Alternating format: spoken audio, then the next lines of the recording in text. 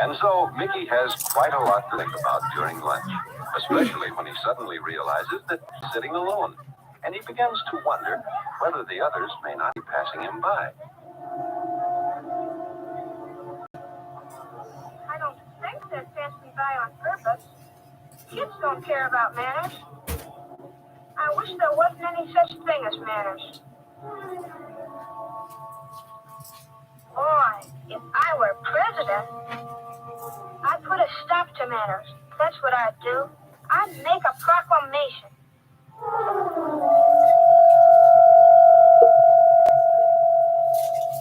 It gives me great pleasure to sign this proclamation. With it, we are abolishing manners forever. In doing so, I am following the wish of children all over the nation. For I am sure have found manners no use at all, to them or to anyone else. Mr. President. Yes? There's a big crowd of children outside. They demand to see you. Let them in. Let them all in. Gentlemen, the press conference is over. Thank you very much for coming. You ladies. Just one more, Mr. President. Thanks a lot. I want to thank all of you for coming here today. Show me how much you appreciate my plan for doing away with manners. That's not why I'm here. What's this? Well, I'm here because I disagree. I think manners are important. And here's why. A few weeks ago, I was appointed by the class to make a poster for the safety drive. It was an important job, and I did want it to be good. I worked hard on it. I was pretty excited when the day of the contest came, but then some boy ran right through it. He bumped into me and knocked the poster right out of my hand. It tore down the middle, and the whole thing was ruined for me and for the class. He could have been more considerate and gone around it. And that's why I think manners are important. That's what I think, too. I don't like sissy stuff any more than the rest of you kids do. But I'm for manners just the same, especially after what happened on a playground. I'm the captain of the class team who challenged the fifth graders. It was a tough match and the score was tied. Then somebody just had to be a smart aleck and break into the game. When the bell rang and we didn't get a chance to finish. Boy, he sure spoiled everything. Just because he figured nobody else mattered but him. That's bad manners. I'm against this proclamation. What about the rest of you? Let me tell you what happened to me. And right in class. Somebody slammed the door in my face. And somebody spilled milk all over me. My bike was ruined. Phone slammed right in my ear. Somebody tripped me. I got pushed.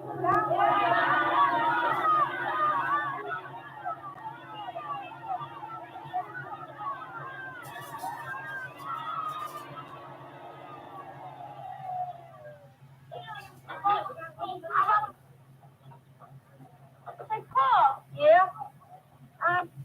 Sorry about that game this morning. Oh, that's all right. Will you sit with me? Sure. Mickey isn't very good at apologizing because making apologies, like other kinds of manners, takes practice. Maybe he will learn his lesson about the importance of good manners, or maybe he won't. It's pretty hard to tell. What do you think? And what do you think about manners in general?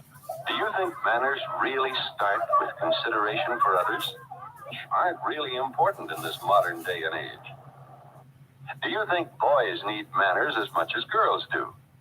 There's a lot to think and talk about on the subject of manners, and many good reasons to ask, are manners important?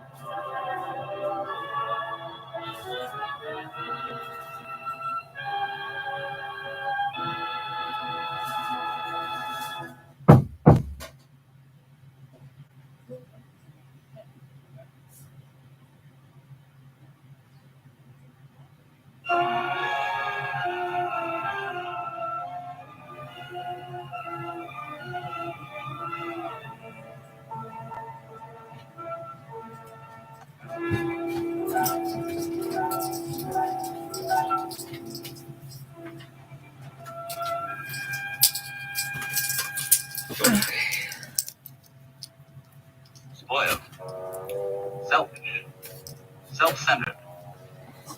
This woman believes the sun should rise and set according to her needs. I don't know what it is. Her uncontrollable temper flares up at the slightest imagined provocation. Heartless, Okay. always ready to attack the unsuspecting male. Her weapons are her looks, her personality, her youth. Deadly, mortal weapons which never cease to fascinate her.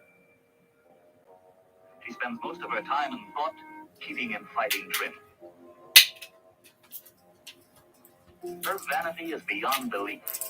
This is the only person in the world she really loves. Everyone else is either an admirer or a slave. She's a megalomaniac. She's a gold digger.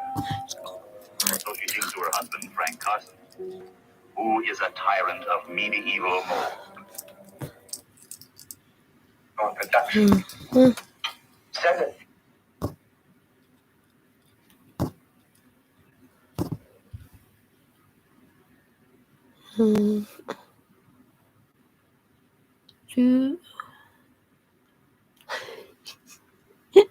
It's not how it works, friend. Fuck. You can't, like, survey. Like, wait for someone drops, like, one time and pay again. And it's nothing happening. Like, what's wrong with your brain? Is my question. Alright, it's like crazy back.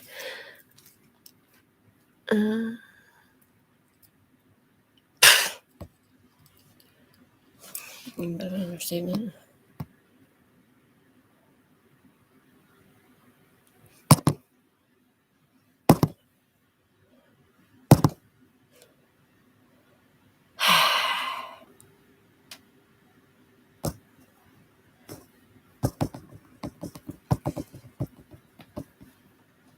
Fucking useless. You fucking kidding?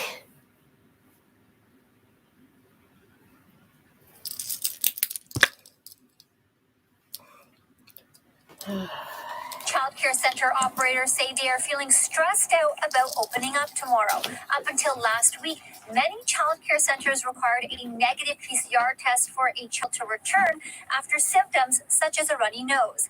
But under Ontario's new testing regime, those tests will no longer be available to children or workers. It's extremely stressful for this government and this ministry to put this on us and on families at the very last minute. As of December 31st in Ontario, lab testing for COVID is only available for specific groups, including high-risk individuals and those who work in high-risk settings. The list includes hospitalized patients, patient-facing healthcare workers, staff and residents in long-term care, but not those in childcare. Let's not forget, we're working with an unvaccinated population. Our staff have not had the opportunity to have their third vaccination. So we are essentially working in a situation that's very, very unsafe. What kind of impact is this now going to have on childcare centers and families? Let's say, for example, that a child arrives to the childcare center tomorrow in GTA in Toronto.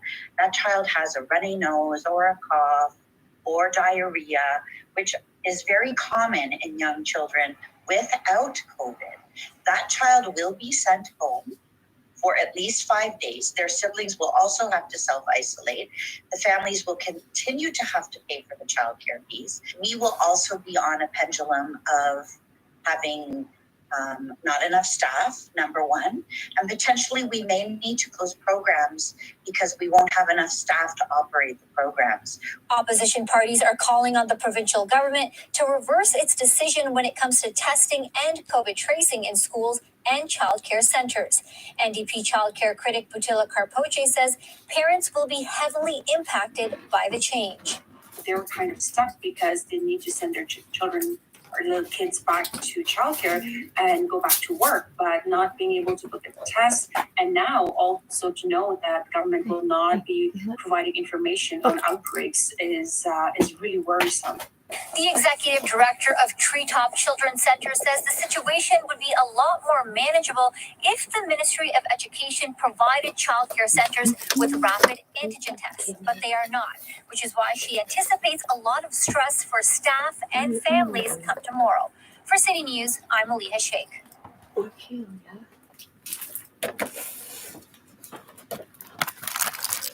Mm-hmm.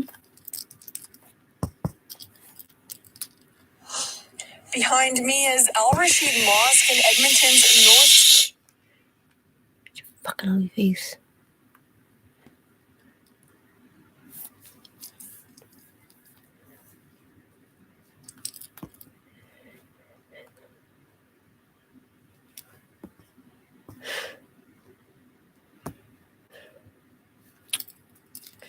Let's go back to fucking.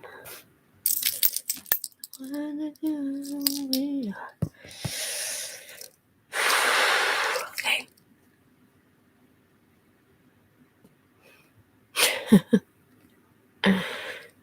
Yeah, that's what I thought.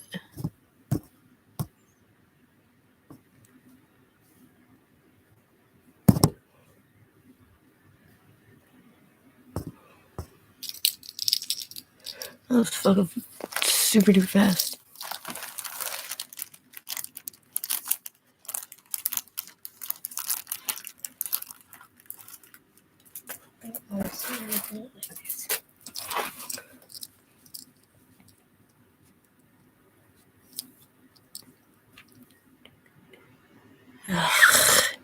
See how confused you gave me to point? Like, fuck, who gives a fuck?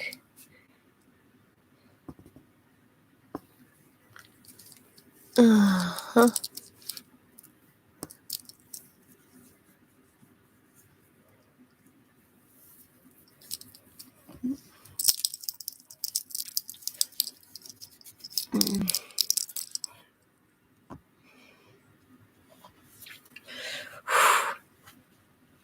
Mm.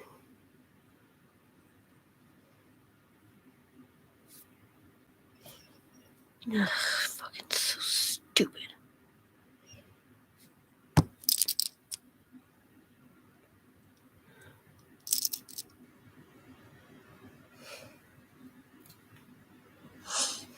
Canada has the third highest youth suicide rate in the industrialized world. I find that shocking. Quebec and the world is going on year 3 of the COVID-19 pandemic. With lockdowns, isolation, and restrictions, mental health is suffering, especially in young people. Experts say it's a crisis. Pre-COVID, in 2019, we spoke with 1.9 million young people. In 2019, that was a big, important year. Mm-hmm. Since March of 2020, Kids Health Phone has interacted with young people more than 9.5 million times. Huge increases in anxiety, stress, depression. You might think, I think that would be expected, but huge increases, like 42% increase since this time last year. We see an increase in suicide and suicide ideation. So about 22% of the work we do is in suicide and suicide ideation, and we're seeing increases in that. I went there, saw a psychiatrist finally after years, and 2 weeks after I got out of the hospital, I thought I had a psychiatrist until I got a call from the CLSC saying they had to give me a new one because he only works in the hospital. And they said they'd call back in a week. It's been around a month now. I just implore upon everybody to remember mental health is a top priority. It needs to be funded appropriately, and we need to all work together. There should not be fractures in the mental health system. I think they put in, more money into the resources that are in place. Some of them are good. It's the waiting time that just really is the hardest. Experts say Quebec's on and off restrictions for the past 2 years have been weighing heavy on children. Anecdotally from counselors yesterday, what they were noting in Quebec with the curfew is that I believe the last time it was 3 or 4 months in length. So it was relentless. Kids were frustrated. They were, the word desperate came forward. But yesterday, what they noticed was sadness. They were hearing a lot of sadness over the last 2, 3, 4 weeks leading up to the curfew that was just announced. Young people are losing precious years of their lives that will have long-lasting impacts. The trauma is real. Missing out on your prom and your graduation, that is not missing out on a party. That is missing out on a milestone in a young person's life. And that cannot be repeated. So we are hearing that repeatedly since COVID began.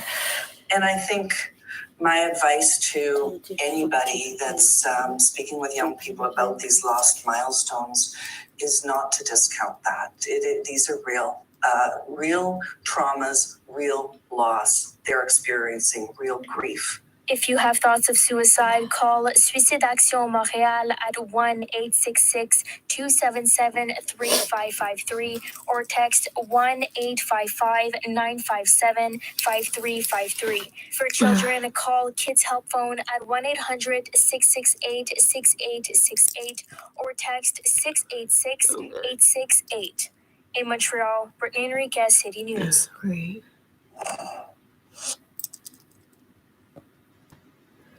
Oh my fucking god.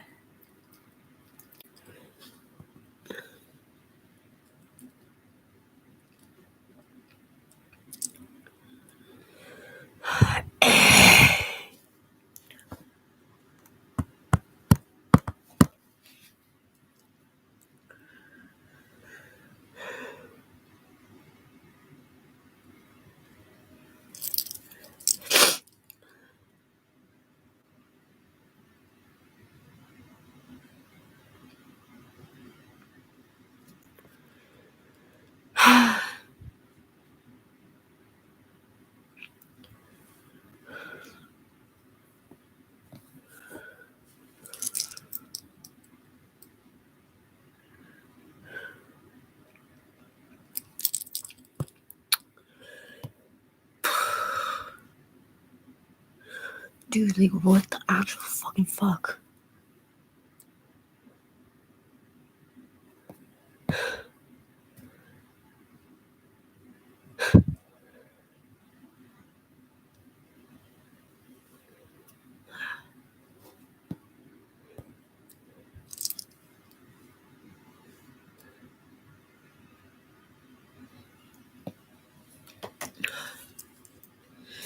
Oh my fucking god. Okay, fine.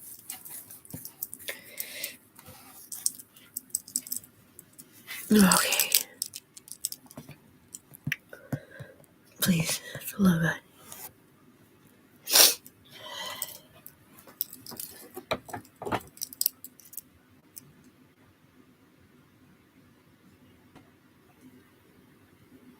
Light.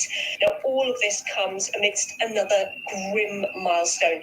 The pandemic shows that there have been over 100 million cases of COVID, positive cases that have been recorded across the European region. However, to give you some light to this does come at a time when studies are suggesting that Omicron is less likely to damage lungs than previous variants such as the Delta variant or even the Alpha or Beta variant, and that it also provokes a less severe type of disease. So good news, but at the same time, with all of the restrictions in place and the continuing fear that we are seeing from authorities, many people will be questioning if this ongoing tightening of restrictions is in fact the right path to tread.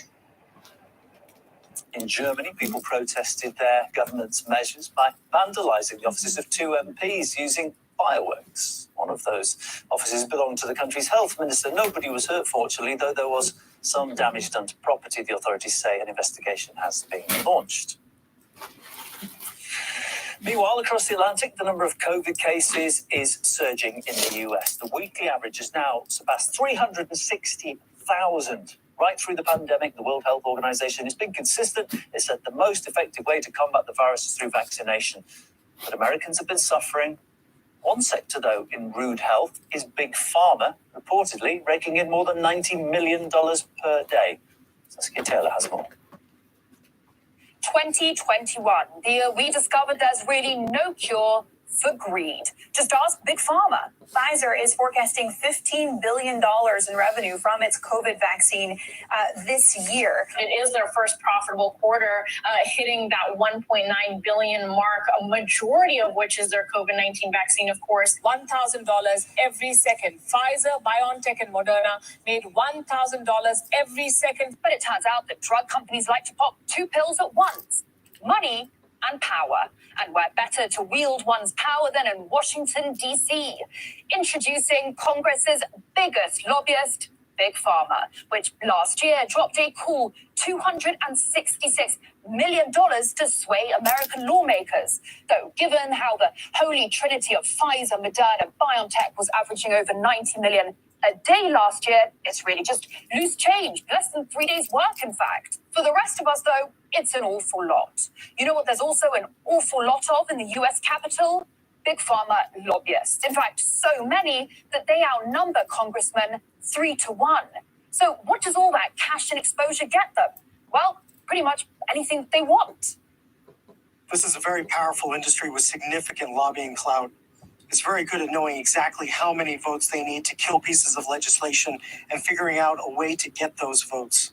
It's funny, though, because you'd think that with a Democrat-run House and Senate, pharmaceutical giants would have had a tough year. After all, for years, the party's been promising to fight the greed. First, we'll take on the drug and insurance companies and hold them accountable for the prices they charge and the harm they cause. It's about bringing the cost of prescription drugs down. The pharmaceutical companies have been jacking up prices hand over fist for years. And then we'll tell the pharmaceutical companies thanks, but no thanks for overpriced drugs. Pay the highest prescription drug prices of any developed nation in the world. It's called Valiant Pharmaceuticals. I'm going after them. We are going to stop this. This is predatory pricing. But enough is enough. The greed of the pharmaceutical industry is killing Americans and making many of them much sicker than they otherwise would have been. It has got to stop. So we need Congress to finish the job, to come together and make a difference in people's lives. Turns out, though, making money is so much more fun than making a difference in people's lives. In fact, 60% of Big Pharma's lobby money goes to Democrats. So when in April a plan was proposed to knock down drug prices, surprise, it got voted down. One of the people against it, New Jersey Senator Bob Menendez. You know how much Menendez has pocketed from the drugs lobby this year?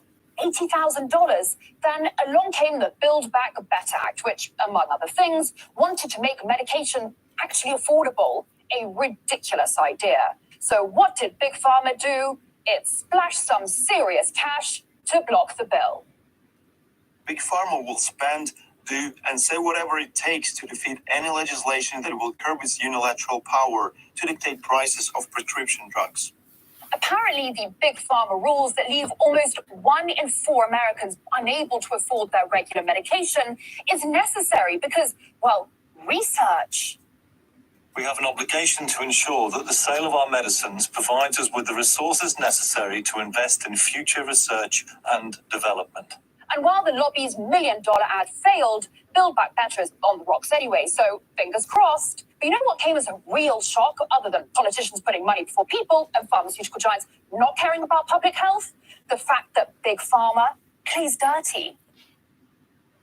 First, drug companies have raised prices with abandon, especially when they succeed in delaying or blocking competition, in some cases tied to higher pay for executives. Second, companies have manipulated the patent system and marketing exclusivities to extend their monopolies. Third, all the companies the committee investigated have employed anti-competitive strategies to suppress generic competition. Really, there's no one I'd rather have in control of life-saving medication. Oh, also, it wouldn't be mad if the pandemic lasted just a little while longer. They got on a path and they want to keep this path there. And these other therapeutics aren't really going to make them a lot of money. Politicians and Big Pharma hard at work in DC, saving lives, serving the people, and showing each and every day that there's no drug more addictive than money, power, and everything in between. Well, it's not just COVID that was giving the US a headache last year, with the migrant crisis along the southern border and record homicide rates in major cities also adding to its woes. For instance, 2021 was Chicago's deadliest year for 25 years, coming as it did amid the defund the police movement. Caleb Moore takes us through the major challenges the US faced last year. 2021 is going to be a hard year to forget. Americans have been through a lot in the last 12 months. The year began with a tough challenge for green energy. Low temperatures hit the United States by surprise. Texas was the worst hit because 25% of its electricity comes from wind turbines. They stopped spinning and froze. The Texas governor blamed Joe Biden and his new environmental regulations for the disaster that ensued. Texas is going to protect the oil and gas industry from any type of hostile attack launched from Washington, D.C. President Obama pushed wind turbines pretty hard, and despite last winter's disaster, Biden is still giving them a big role. A key plank of our Build Back Better recovery plan is building a modern, resilient climate infrastructure and clean energy future that will create millions of good-paying union jobs. All that eco-friendly energy was not prepared for some cold weather. Energy providers could not manage. Utility bills were through the roof. I'm pretty much paid $9 a kilowatt for electricity, but I was very conservative with my electricity, so I have no idea exactly why this bill is so much, but it's steadily going up. I absolutely cannot afford it. I'm not exactly sure, who can. It's gotten to the point where some people have totally turned off their power because they can't afford it. Enough is enough. They just can't afford it. It's a basic necessity for living. Basic utilities should not cost thousands. And then there was COVID. The total death toll in America rose to about 800,000. Joe Biden's COVID mandate, requiring people to get the jab in order to keep their jobs, resulted in employee shortages, protests, and even rioting. Many different reasons were cited by people for opposing it. No vaccine passport!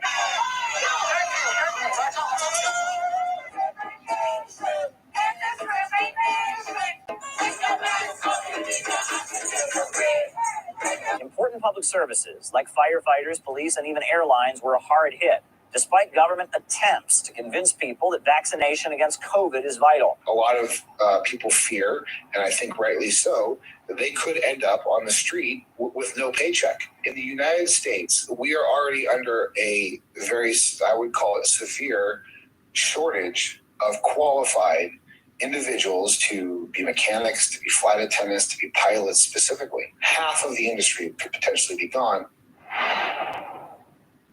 It's not just COVID that's killing people. Street crime is getting worse. Many cities had the highest crime rates they've ever had since the 90s.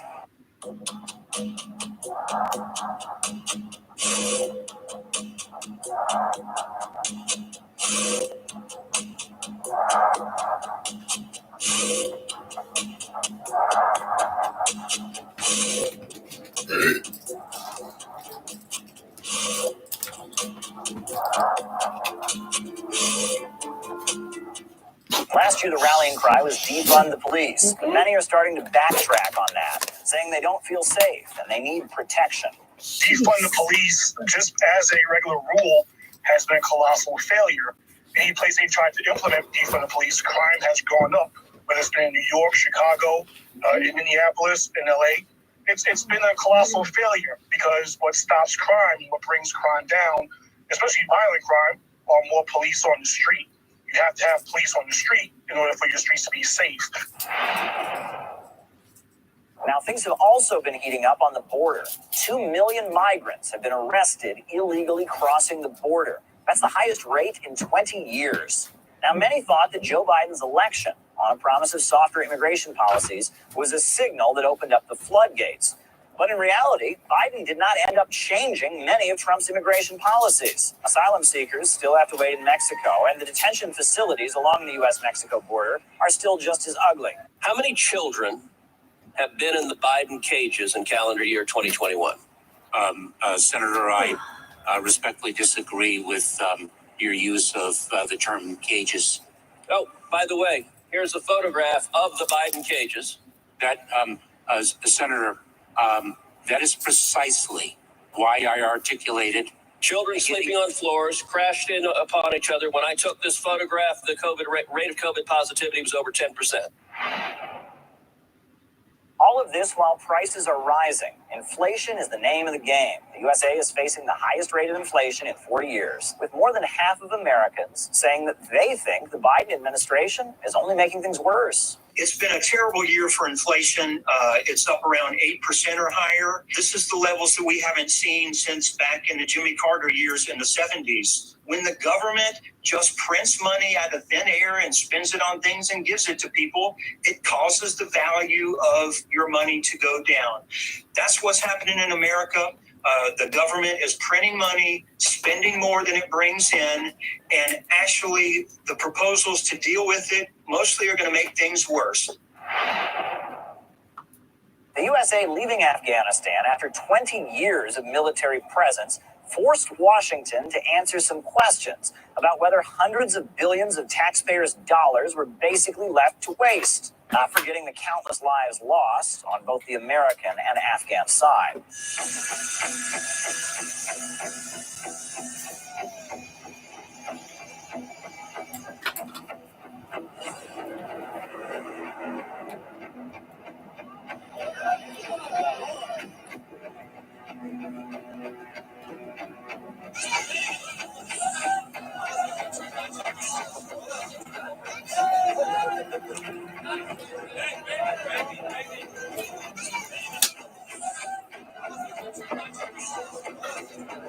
The extraordinary success of this mission was due to the incredible skill, bravery, and selfless courage of the United States military and our diplomats and intelligence professionals. It was designed to save American lives. This left the majority of Americans blaming Joe Biden for the Afghan pullout, with politicians from all across the political spectrum joining the chorus. The most illegal migrant crossings in 20 years, the highest crime rates in 30 years, and a 40-year high in inflation, as well as the end of a 2-decade military operation. After a year of bad records, many Americans are hoping that 2022 will bring respite. Caleb Boppin, RT, New York.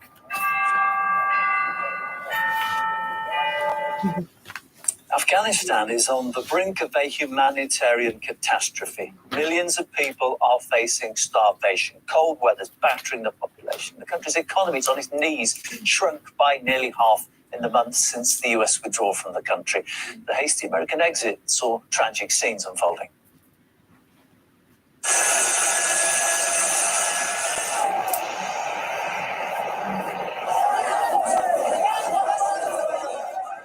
Thousands of Afghans tried to flee the country during and after the US evacuation. That led to chaotic scenes at Kabul airport and panic across the capital.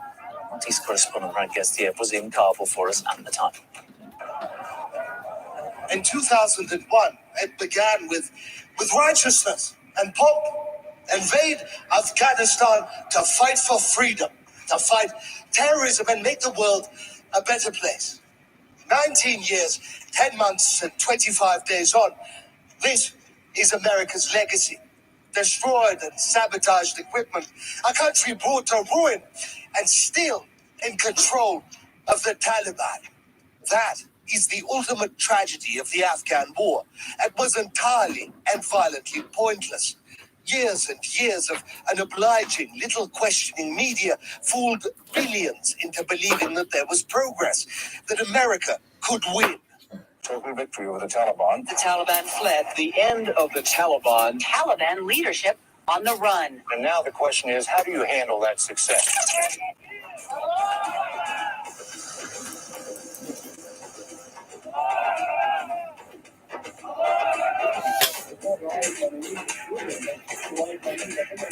It wasn't supposed to be this way. The Taliban wasn't supposed to sweep the country in mere weeks. The Pentagon spent a decade preparing to leave Afghanistan, and even they weren't ready for this. Together with our allies, we will complete our mission there by the end of this year. I announced a timeline for drawing down our forces. We are working to finally end America's longest war. And it's time to end the forever war. America's proudest moment of the Afghan war wasn't supposed to be a humiliating evacuation under the guns of the Taliban. But it was. There is absolutely nothing else to celebrate. The United States ended 20 years of war in Afghanistan, the longest war in American history. We completed one of the biggest airlifts in history, with more than 120,000 people evacuated to safety. No nation has ever done anything like it in all of history. Only the United States had the capacity, the will, and the ability to do it. We did it today. Where was the Afghan army? Where was the Western-backed government? Where did all the money go? The United States sunk more than $100 billion into rebuilding Afghanistan. For reference, adjusted for inflation, that is more than the United States spent on the Marshall Plan to rebuild Europe after World War II. And the tragedy of it is that for a civilian, aside from all the American weapons in the Taliban's hands, there is almost no evidence that any of that money ever passed through here. From broken roads that lead to nowhere, to abandoned hospitals, from twisted contractors and corrupt leaders, Afghanistan can arguably be called the largest money laundering operation in human history. The United States is also committed to playing a leading role in the reconstruction of Afghanistan.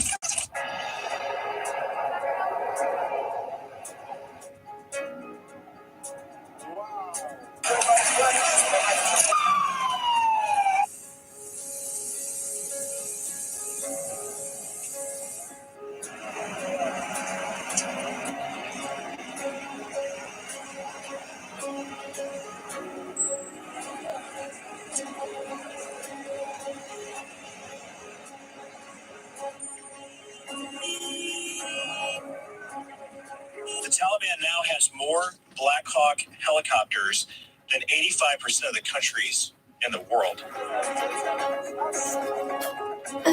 Al-Qaeda and ISIS-K still exist and are growing in Afghanistan, and eventually they acquire these weapons.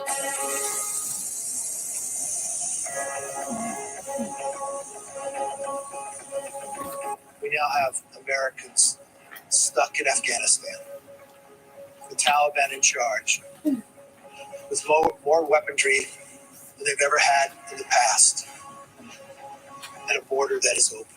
The Taliban now controls more of the country than it did before the U.S. invaded. Its new government is filled with Guantanamo Bay inmates and terrorist mujahideen, who even have American bounties on their heads.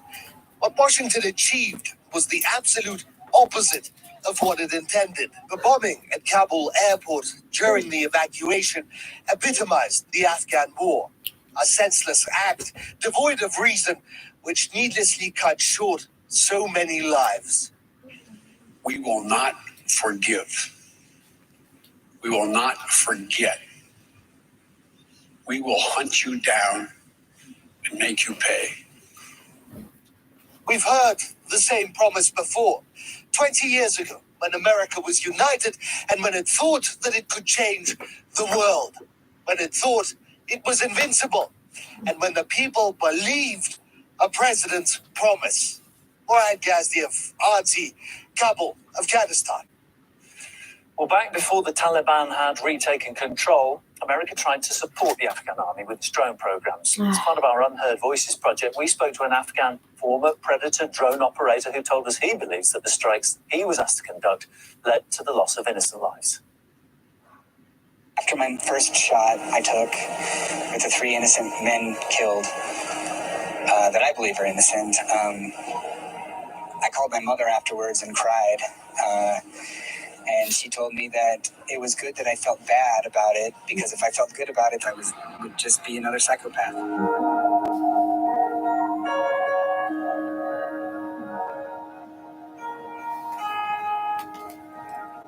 There was no other way I was going to get to pay for my education. And the military showed up one day and they're like, we'll pay for your education if you serve for a minimum of 4 years. How can anyone turn that down?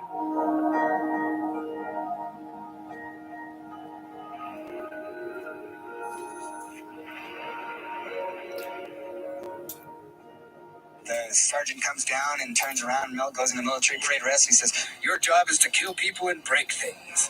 So you got all these young enlisted dudes and girls, gals and guys, who are out of high school, who have no experience in anything, who are now basically video game snipers, 4 months of training,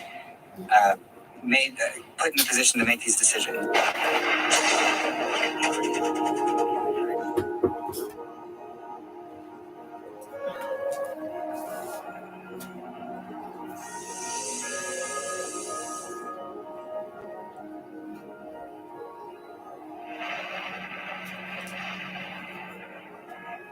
The first 3 months, I was in active missions. I watched enemy forces die, our friendly forces die, enemy forces die, and then innocent people die. And so I got to see like the impact on everybody.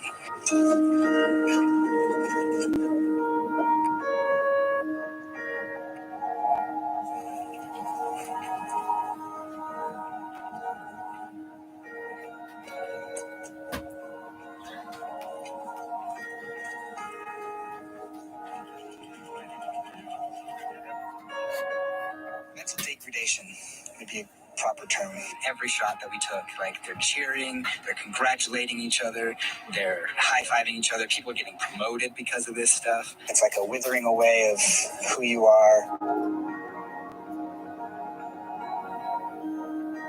As we were hunting a man named Anwar al-Awlaki, who was an imam from Yemen.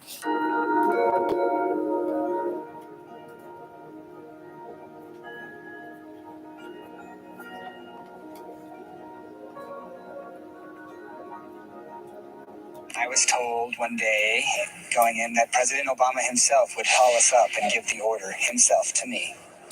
And I got this euphoric feeling. The death of Malaki is a major blow to Al Qaeda's most active operational affiliate. And then his son, 16-year-old son, was killed 2 weeks later in a drone strike. And when I asked some of the people that I knew why they struck Abdullah Rahman al-Awlaki, they said that because they didn't want him to become a figurehead. The first thing that Trump did in office was kill Anwar al-Awlaki's 8-year-old daughter. Well, we see that happening The other thing is with the terrorists, you have to take out their families. Maybe to them it seems practical, but to me it seems evil.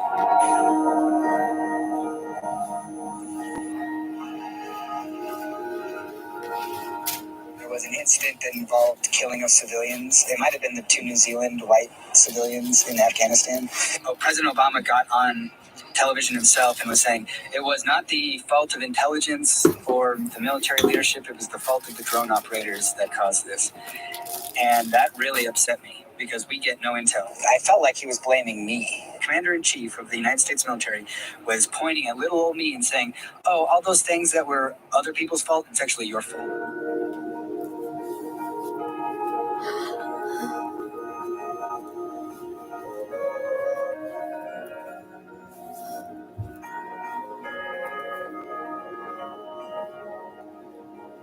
I didn't know who I was anymore. I didn't know what I believed anymore. I didn't know my purpose anymore. I almost killed myself with a 9mm P22 6-hour German law enforcement weapon. And the only reason I don't is because of him. Like he said, he wanted to go for a walk. And I'm sitting there with the gun in my hand, like ready to do it. And he's just like, Dad, let's go for a walk. Let's go for a walk. I'm ready to go for a walk.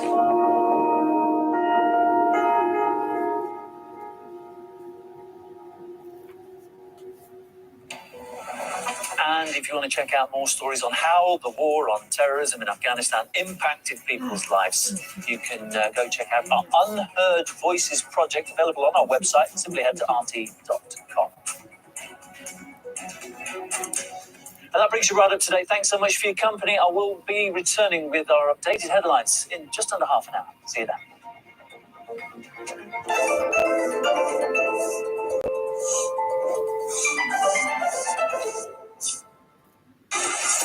Max Kaiser's Financial Survivor Guide. No, they say money doesn't grow on trees. Oh, look, quantitative easing. This is how central banks support dying economies. I'm going to call them right now and say, stop the madness, stop the madness.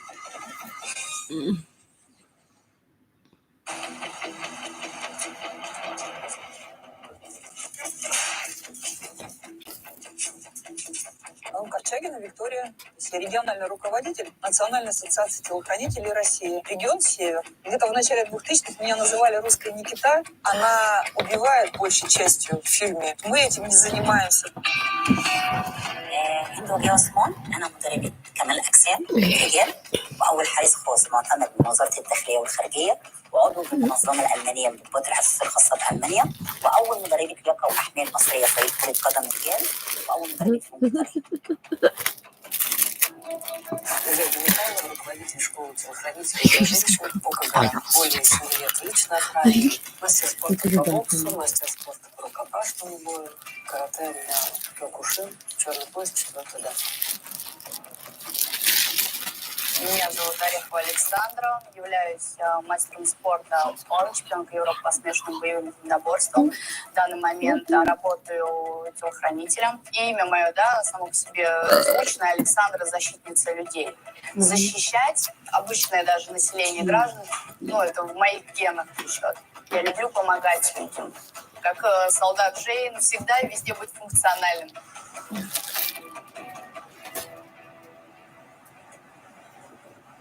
Давай, по 2 патрона. Спокойно. Твоя крайняя левая.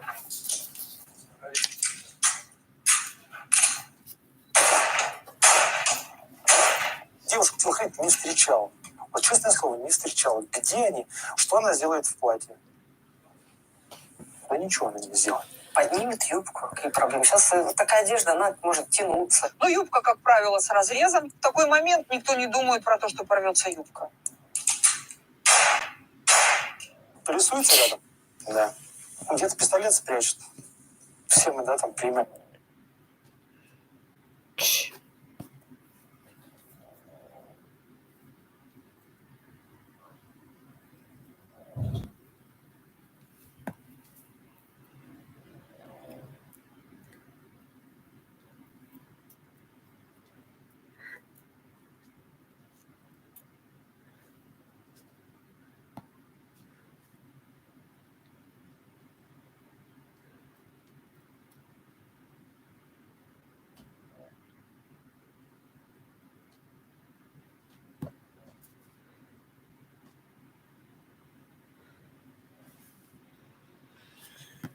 Oh my god.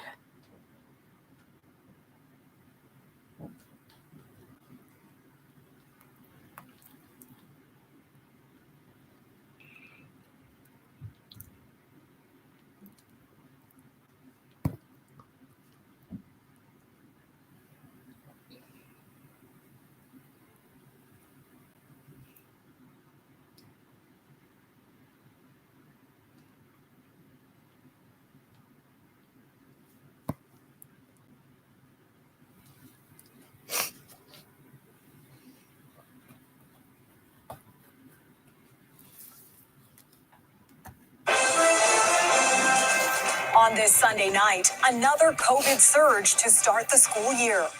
How parents are preparing while citing concerns about the return to class.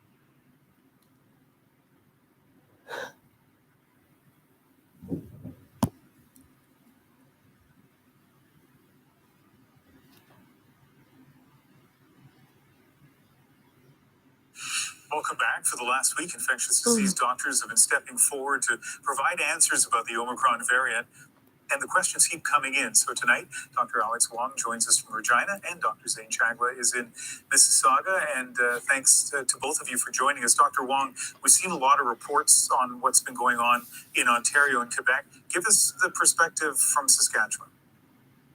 Thanks, Ian. So the case numbers right now in Saskatchewan are still quite low. Testing rates are not super high at this point. So it's a little bit scary kind of watching what's happening in Ontario, Quebec, and realizing that that's going to be us probably in a matter of days, maybe a week, week and a half tops. We know that Omicron is transmitting, in the community at this point. And I think we're the only province, as far as I know, that doesn't have indoor gathering restrictions and capacity limits. So I would really love to be able to see our policymakers take some proactive action this time and help get us ahead of this before it really starts to get out of hand. But we're watching, obviously, Ontario and Quebec very closely, and thoughts and prayers for our colleagues there and our healthcare worker colleagues there. Dr. Chagla, I'm hearing from so many people on a personal level who are talking about how frustrated, how tired, even angry they feel about this latest twist in the pandemic. What are you seeing from your patients and their families in Hamilton? Yeah, number one, the access to testing is tough, and people that are trying to do the right thing and get tested aren't able to access it, and often relying on rapid tests and still being unsure. Number two, I think people are realizing now, throughout the pandemic, many people didn't know anyone that tested positive for COVID and are rapidly finding out lots of their friends and family have tested positive. And so many more people being careful, watching their contacts. But unfortunately, people testing positive and us trying to reach them very quickly to offer them therapeutics and get them better. Let's go to a couple of viewer questions. First of all, this from Emily. I was wondering how long after exposure would a positive result show on a rapid test? So if I took a test and I showed up negative, does that mean that I'm not contagious in that moment, even if I was to test positive a couple days later? So, Dr. Wong, that is a very specific hypothetical question. Why don't you give us an answer to that? Sure. I'll do my best. So, Emily, first of all, it goes without saying that if you have been exposed to someone who is COVID positive, that you need to isolate, and protect yourself, protect other people. From there, it gets a little bit more tricky because the viral loads for Omicron, we know, tend to go up pretty quickly. And so, it's hard to know with certainty exactly when you become someone that's potentially contagious and when your viral loads are high enough to be contagious. If you haven't been exposed and you're just using rapid tests, for example, to try to keep gatherings safe and so forth, it's very important for everybody to try to do your rapid test as close to the gathering as you possibly can. Because the viral loads change so quickly, a negative test in the morning may not necessarily mean that you're still negative in the evening. So test as close as you can to the event. Another viewer question. This is from Kimberly. My question concerns those of us who are grandparents who babysit young children. We have a 2-year-old granddaughter. We have pretty close contact with her, lots of hugs and kisses and games. And we're wondering, is there anything else that we should be doing to help keep her safe and ourselves safe as well? Dr. Chagla? Yeah, this whole pandemic has been tough on grandparents, right? And they're missing out on a part of their life that's so important. Number one, if you haven't gotten your booster, consider getting your booster because that's going to give you as much individual protection as you can. And number two, there are differences here for example, a grandchild that's in daycare as compared to a grandchild that really stays at home. And the number of contacts that they have. And so when you have more and more contacts, especially as more and more of the world is getting COVID, that creates a riskier situation where you may want to bundle controls like masking or doing the play activities outside or using rapid tests on the child and yourself. So it really is dependent on the situation. People do need to be careful now as there is an increased risk of exposure. And again, keeping contacts small, getting immunized are probably the biggest things that we can offer. Literally have 30 seconds from each of you on this last question. We've all been contemplating at least making changes in our life now with Omicron looming. Dr. Wong, first to you. Have you done that? Yeah, so, schools are closed now here in Saskatchewan, but we are going to keep our kids home from daycare over the next couple of weeks to try to limit contacts and exposures. We're going to keep our bubbles super, super tight just to immediate family, a lot of rapid testing. Everybody's fully vaccinated, and hopefully that'll carry us through the holiday season. Dr. Chandler?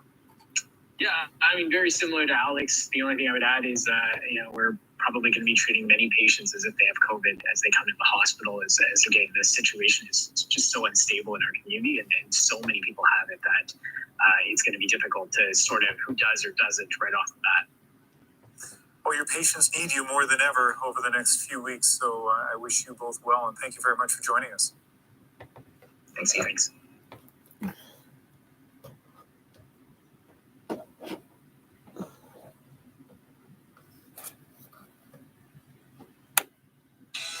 Good morning and welcome to Rising. We've got a new show for you today. Kim, who do we have? Yeah, I'm here all morning long, guys. We also have friend of the show, Emily Jashinsky. She's going to discuss Ghislaine Maxwell's guilty verdict, and Matt Taibbi discusses how Dems are botching their approach to education. The CDC's new 5-day isolation recommendation is creating some confusion among Americans, me as well, drawing criticism from some medical experts. The new rule allows people to leave isolation without getting tested to see if they're still infectious. Yesterday, Dr. Fauci addressed the CDC's new guidelines and admitted that the decision is, quote, not completely risk-free. The purpose of it is that given the extraordinary, unprecedented wave of infections that we are experiencing now and will certainly experience more of in the next few weeks, that there is the danger that there will be so many people who are being isolated, who are asymptomatic for the full 10 days, that you could have a major negative impact on our ability to keep society running. So the decision was made, although it's not completely risk-free, of saying, let's get that cut in half so that we can have 50%, namely half of the 10 days, and 50% of that time, people can actually be out with a mask in society. Fauci's flip-flopping on the science is creating skepticism among citizens looking for guidance amid the current spike in cases. But over at MSNBC, Nicole Wallace wasted no time fawning over Fauci. Here's some of that. Yeah, I mean, Jason, you see how difficult this is for this administration. I mean, I'm a Fauci groupie. I'm a thrice vaccinated mask adherent. I buy KN95 masks by the, caseload. They're in every pocket. I wear them everywhere except when I sit down. And I am certain that this is not a variant I can outrun. Yikes. I mean, look, she's vaccinated and boosted. She's still wearing masks everywhere. This is, a lot of people see that.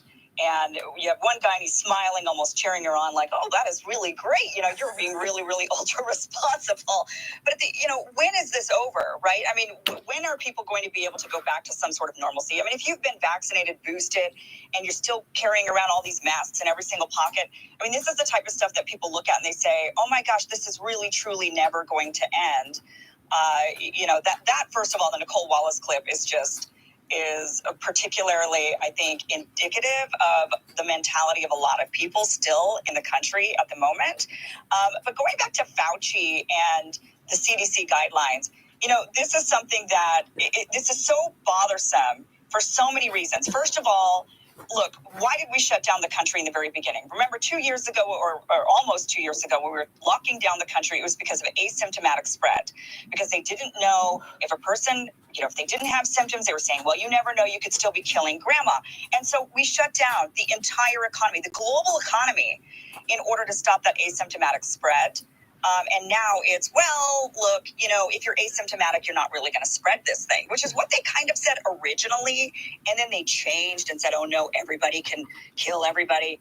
And then now they're going back to this. And they're changing it's flip-flopping. No, exactly, and they're changing it. Fauci admitted that. I actually thought this was a rare moment of just brutal honesty from Fauci when he said, well, look, this thing is so infectious, you're going to have everybody on Earth quarantining for like a ridiculous amount of time. It's just not possible to do it. So we're saying do it only 50% of that because it's kind of like it's not feasible. So I actually totally agree with that, but that is so tonally different from everything he has said up to now. There has been no, admission previously from Fauci and other public health bureaucrat type people that were weighing that were looking at trade-offs. Well, what about the negative consequences of doing this? This is the first time he said, yeah, it looks like, doing what we would optimally want to do from our standpoint to protect everybody. It's just too much and we can't really ask that of people, so we're not going to. But what about school closures? What about locking down businesses? What about making people wear masks on airplanes for 9 hours if they have a long flight? For all of that stuff, it was like, well, no, the science says to be safe, you have to do this. So now, and I think it has something to do with, Biden is president and they're, the team blue, the liberal media, Democratic politicians, the most, hardcore anti-COVID people are realizing that it's not working. all of their militancy is not beating this thing. And there's a reasonable and long overdue amount of, well, we kind of just got to let people do their own thing then. That is refreshing, but utterly hypocritical given what came before it. Well, and especially since in my radar later, I'm going to be talking a little bit about the Great Barrington Declaration and how those scientists were called fringe, and they were cast out and ostracized and treated like they were some sort of pariah on society, and they were calling for this nearly exact playbook for how to live with COVID. And now we're there. Now they're saying, well, we can't shut down the economy and disrupt large sectors of society. One thing that really also bothers me a lot about the CDC guideline. Now, I'm with you. I think, hey, look, at this point, finally people are coming to their senses that we cannot defeat this thing and we're going to have to somehow learn to live with it. But they're still treating. So if you've been exposed to the virus and you're vaccinated versus unvaccinated, they're treating you differently. So they're saying if you're unvaccinated, you have to isolate for longer. This is a negative test. You've not tested positive for the virus, and you still have to isolate versus, and if you're unvaccinated, longer than if you're vaccinated.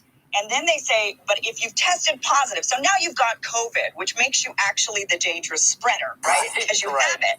So now they're saying if you have COVID, then you're treated the same unless you're boosted, I believe, is what they're. It makes very little sense. Yeah. It's none of it is really making any sense, but that's how it's going at this point. I think a lot of people are starting to just kind of ignore it. But another thing, the spike in cases isn't unique to the U.S. We're seeing this trend all around the world, and Israel. Now, we haven't heard about them in a while, but they are now weighing whether or not to approve a fourth COVID vaccine dose, as nearly 3,000 new cases are seen in the country for a second day straight. So they are seeing that curve go back up. Currently, their vaccine mandate requires 3 shots. So everyone has to be boosted, even to enter the country. But scientists are warning against another dose.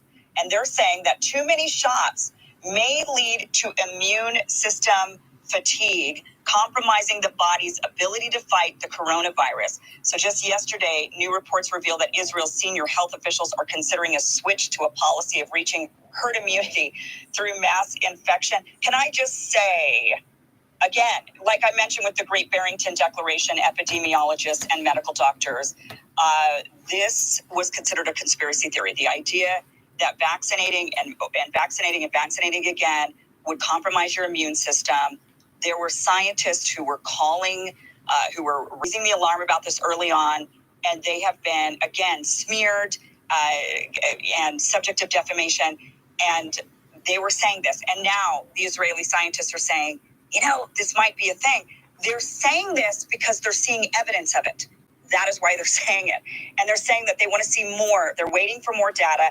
They want to wait on whether or not to introduce that fourth booster dose. A lot of them say, well, the risk outweighs the reward. Others are saying we're still seeing some of this risk. We need to kind of gather more data. So they are at this point waiting to see if they can gather more data on whether or not it does affect your immune system negatively to be dosing, dose after dose after dose. But they know after the third booster, it wears off again. And that's what they're finding. It wears off.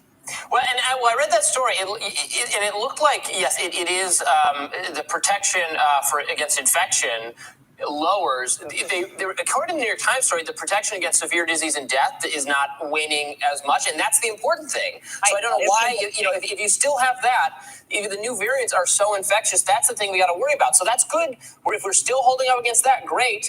That's like the best we can do at this point. So it's just, it's just kind of ridiculous. But flawed testing and a shortage of tests in the U.S. is certainly not helping. CNN medical correspondent Elizabeth Cohen explained that the flaws of the at-home rapid test, saying that the test will be wrong 35% of the time if you have COVID with symptoms, and the test will be wrong 64% of the time if you're symptomatic. And I watched her say that, and I'm actually not sure she presented that information correctly, because what the rapid test is measuring is infectiousness, which is actually a better thing, whereas the PCR test, you could still be testing positive because you have dead virus particles still inside you, even though you're not infectious and you're over the disease.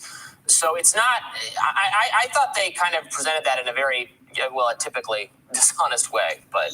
I agree with you. In fact, there is a study, I'd have to dig it up, but I do remember reading a study showing that if you took the rapid antigen test, that was actually the most, the best way to prevent the spread of the virus was people taking those rapid antigen tests and then knowing to isolate and stay home if they came out positive. And it was better in that study than the PCRs. It was better than masking. It was better than everything. They said if you test positive, stay home. The government and their allies on mainstream media don't want to admit that because they screwed up letting everybody have access to those tests. So they can't admit that the best thing would be for everybody to have those tests and be able to take them all the time, because it's their fault we don't. Yeah, that was their last thing. They were like, oh, no, you don't need to do that. Do everything else but that. And so now it's like, oh, whoops. Well, CNN's Caitlin Collins pressed CDC Director Rochelle Walensky on the agency's fluctuating guidance on COVID and lack of testing. So let's take a look at that.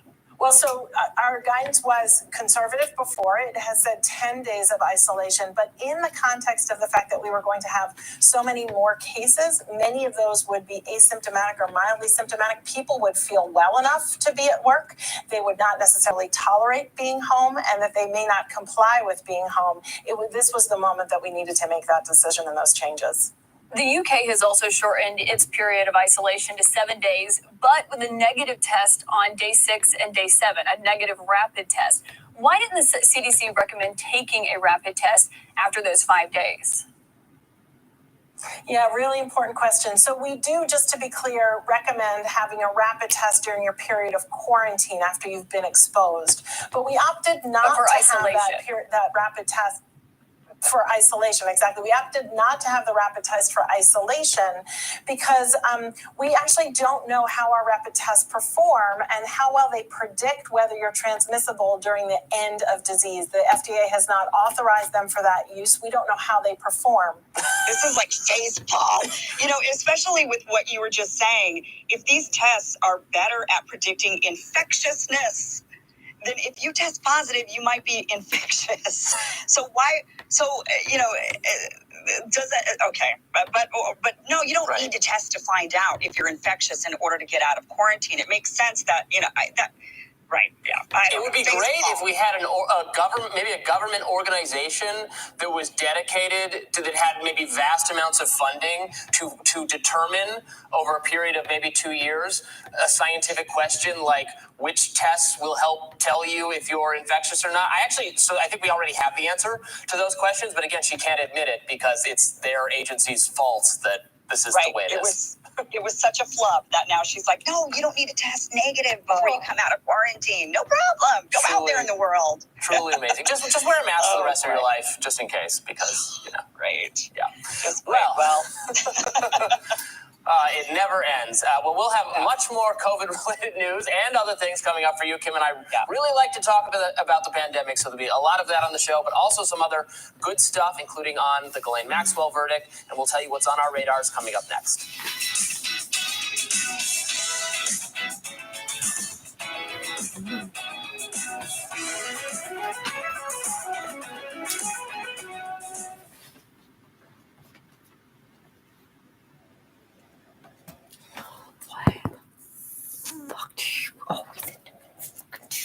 Day one.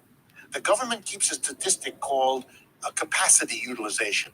What proportion of our tools, equipment, and factories is being used and what is sitting idle? It's currently at around 70 to 75%. What that means is 1/4 of our productive capacity.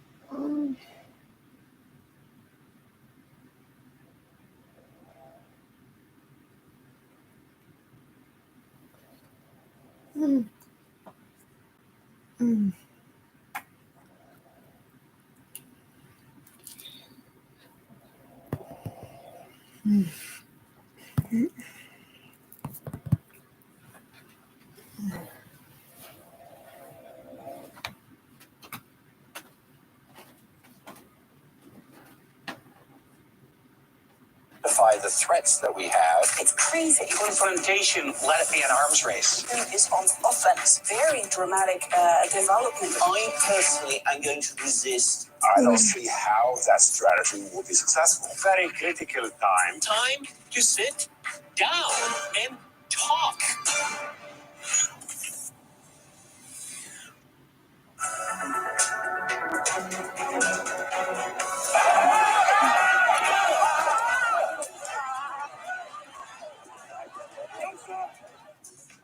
Police dogs and batons are deployed against anti-lockdown demonstrators in Amsterdam. The city's mayor gave the order to break up that 1,000-strong illegal rally.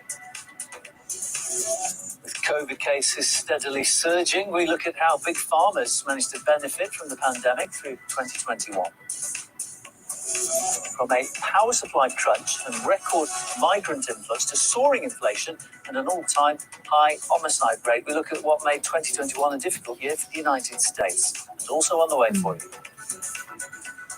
19 years, 10 months, and 25 days on. This is America's legacy. Party looks back at one of the defining moments of last year, the disastrous US withdrawal from Afghanistan that brought the country to the brink of collapse. Hey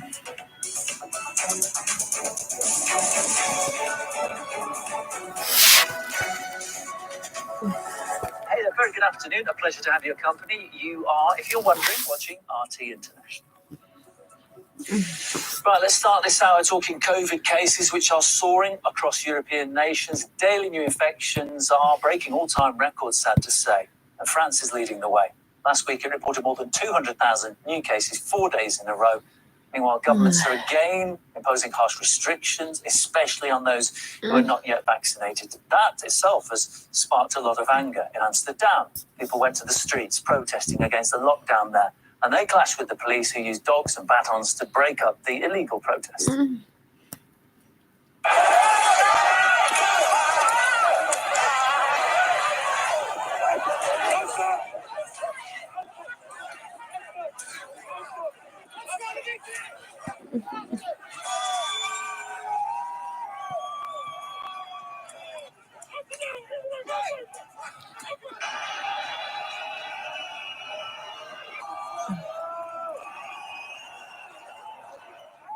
thousands of people, as you saw there, rallying in the Dutch capital on Sunday, defying a ban amidst the coronavirus lockdown measures that have been in place in the Netherlands for the last few weeks. Now, the riot police, as you saw there, with their batons and their shields, were trying to break up the crowds who had gathered in Amsterdam to show their continued anger against the restrictions that are in place and also against vaccines. Now, the local government, which had outlawed this particular gathering, had also issued an emergency ordinance which gave the police the right to head into the central museum square and to clear those protesters from there. But despite that, protesters turned out regardless. Now, the Netherlands has been in this extended lockdown now since December 19th, and as a result of that, restaurants are shut and all non-essential shops are also shut. And that's going to take place and continue going on until at least the middle of the month of January. Public gatherings as part of these restrictions means that no more than 2 individuals can gather at the same time together. So this protest was clearly outside of the bloc. It's absolutely against those current measures. But despite that, we saw those chaotic scenes in Amsterdam as the police and those protesters were clashing, something we have seen elsewhere too. Now, across Europe, there is this concern that, yes, we're heading into 2022. It's a new year. Many people normally think this is the time for fresh opportunities, a fresh chance. But there are many people who really fear that the fresh restrictions that are coming into force mean this will be essentially another Groundhog Year as the authorities continue to try and grapple with the virus. Just to give you an example, here in France, there are new restrictions coming into force. It includes a ban on eating and drinking on long-distance trains, and also a requirement now for children as young as 6 to wear a mask. It is very sad that we had to resort to such measures. To protect the population, adults should be vaccinated, not children. This is a very good solution. This will protect both children and adults that at risk. If this measure protects us all, especially children, why not? For those who remain unvaccinated, there is some really bad news. The National Assembly is going to continue debating this week a new law that would essentially curb the liberties of those who remain unvaccinated further. Antigen or PCR, you will not be allowed into bars, restaurants, etc. And you can imagine that that is going to cause a lot of consternation here in France, where around 10% of the population remains unvaccinated. There is anger here too. We saw over the New Year's Eve where there should have been celebrations. There were a ban on fireworks on the Champs-Elysees and calls for muted festivities. But despite that, there were crowds that burst onto the Champs-Elysees, causing problems for the police there. And across the country, we saw a much lamented New Year's tradition making a big comeback. This is the burning and torching of cars. Almost 900 vehicles were burned on New Year's Eve as part of that. Now, there was also anger that's been felt in Germany too, with violent riots in some cities, including in one where there were clashes between the police and protesters. There's something we seem to be seeing quite a lot of in Europe at the moment. The protesters setting up barricades, but then even set those alight. Now, all of this comes amidst another grim milestone. The pandemic shows that there have been over 100 million cases of COVID, positive cases that have been recorded across the European region. However, to give you some light to this does come at a time when studies are suggesting that Omicron is less likely to damage lungs than previous variants, such as the Delta variant or even the Alpha or Beta variant, and that it also provokes a less severe type of disease. So good news, but at the same time, with all of the restrictions in place and the continuing fear that we are seeing from authorities, many people will be questioning if this ongoing tightening of restrictions is in fact the right path to tread.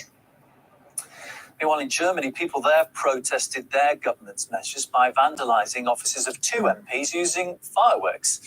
One of the offices belonged to the country's health minister, and luckily nobody was hurt, although there was some property damage. Authorities say an investigation has been launched. Moving across the Atlantic, the number of COVID cases has surged in the US, with the weekly average now surpassing 360,000. Throughout the pandemic, the World Health Organization has been consistent and said the most effective way to combat the virus is vaccination. While Americans have been suffering, there's been one sector in fantastic health, Big Pharma, reportedly raking in more than $90 million per day. Saskia Taylor explains. 2021, the year we discovered there's really no cure for greed.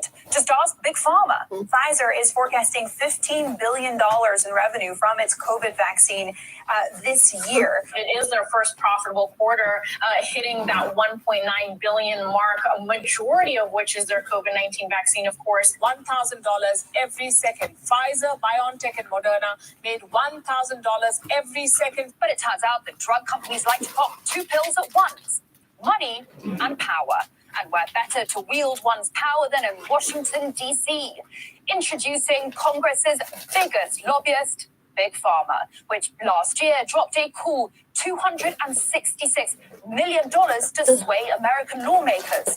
Though, given how the holy trinity of Pfizer, Moderna, BioNTech was averaging over 90 million a day last year, it's really just loose change. Less than 3 days' work, in fact. For the rest of us, though, it's an awful lot. You know what there's also an awful lot of in the US Capitol? Big Pharma lobbyists. In fact, so many that they outnumber congressmen 3 to 1. So what does all that cash and exposure get them? Well, pretty much anything they want. This is a very powerful industry with significant lobbying clout. It's very good at knowing exactly how many votes they need to kill pieces of legislation and figuring out a way to get those votes. It's funny, though, because you'd think that with a Democrat-run House and Senate, pharmaceutical giants would have had a tough year. After all, for years, the party's been promising to fight the greed. First, we'll take on the drug and insurance companies and hold them accountable for the prices they charge and the harm they cause. It's about bringing the cost of prescription drugs down. The pharmaceutical companies have been jacking up prices hand over fist for years. And then we'll tell the pharmaceutical companies thanks, but no thanks for overpriced drugs. Pay the highest prescription drug prices of any developed nation in the world. It's called Valiant Pharmaceuticals. I'm going after them. We are going to stop this. This is predatory pricing. But enough is enough. The greed of the pharmaceutical industry is killing Americans and making many of them much sicker than they otherwise would have been. It has got to stop. So we need Congress to finish the job, to come together and make a difference in people's lives. Turns out, though, making money is so much more fun than making a difference in people's lives. In fact, 60% of Big Pharma's lobby money goes to Democrats. So when in April a plan was proposed to knock down drug prices, surprise, it got voted down. One of the people against it, New Jersey Senator Bob Menendez. You know how much Menendez has pocketed from the drugs lobby this year? $80,000. Then along came the Build Back Better Act, which, among other things, wanted to make medication actually affordable. A ridiculous idea. So what did Big Pharma do? It splashed some serious cash to block the bill. Big Pharma will spend, do, and say whatever it takes to defeat any legislation that will curb its unilateral power to dictate prices of prescription drugs. Apparently, the Big Pharma rules that leave almost 1 in 4 Americans unable to afford their regular medication is necessary because, well, research. We have an obligation to ensure that the sale of our medicines provides us with the resources necessary to invest in future research and development. And while the lobby's $1 million ad failed, Build Back Better is on the rocks anyway, so fingers crossed. But you know what came as a real shock, other than politicians putting money before people and pharmaceutical giants not caring about public health? The fact that Big Pharma plays dirty. First, drug companies have raised prices with abandon, especially when they succeed in delaying or blocking competition, in some cases tied to higher pay for executives. Second, companies have manipulated the patent system and marketing exclusivities to extend their monopolies.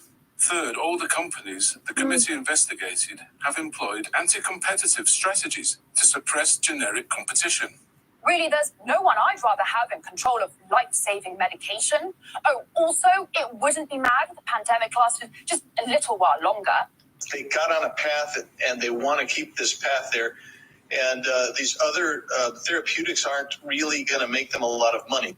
Politicians and Big Pharma hard at work in DC, saving lives, serving the people, and showing each and every day that there's no drug more addictive than money, power, and everything in between. It's not just COVID that was giving the US a headache last year, with the migrant crisis along the southern border, record homicide rates in major cities, all adding to the woes. For example, 2021 was Chicago's deadliest year in 25 years, coming as it did amid the defund the police movement. RT correspondent Caleb Morbin takes us through the major challenges America faced last year. 2021 is going to be a hard year to forget. Americans have been through a lot in the last 12 months.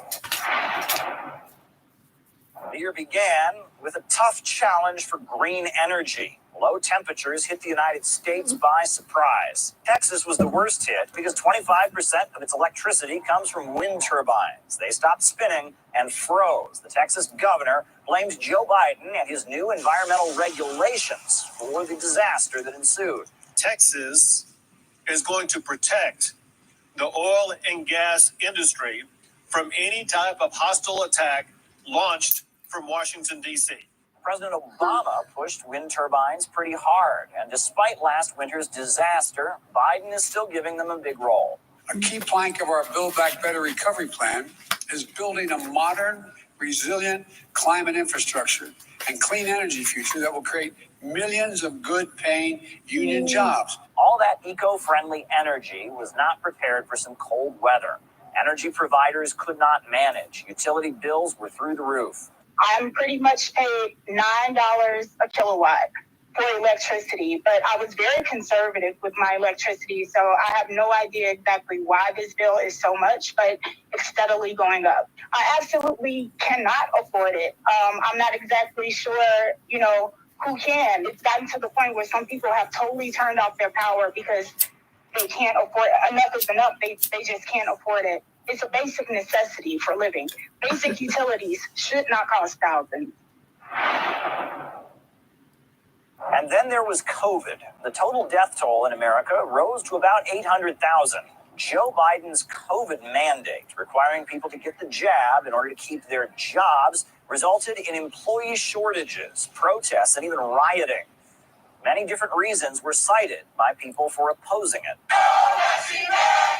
No vaccine passport!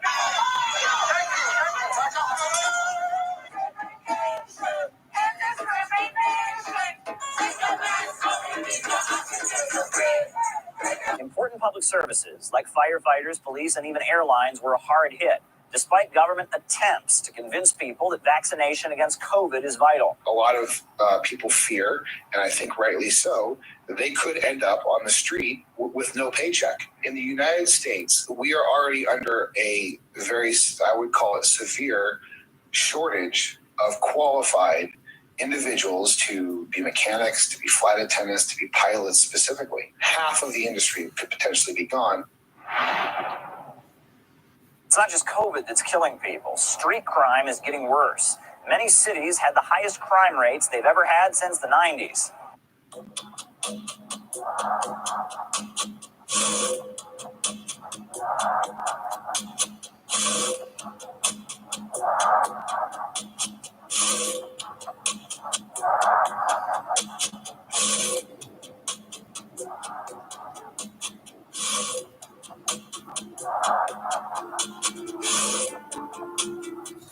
Last year, the rallying cry was defund the police, but many are starting to backtrack on that, saying they don't feel safe and they need protection.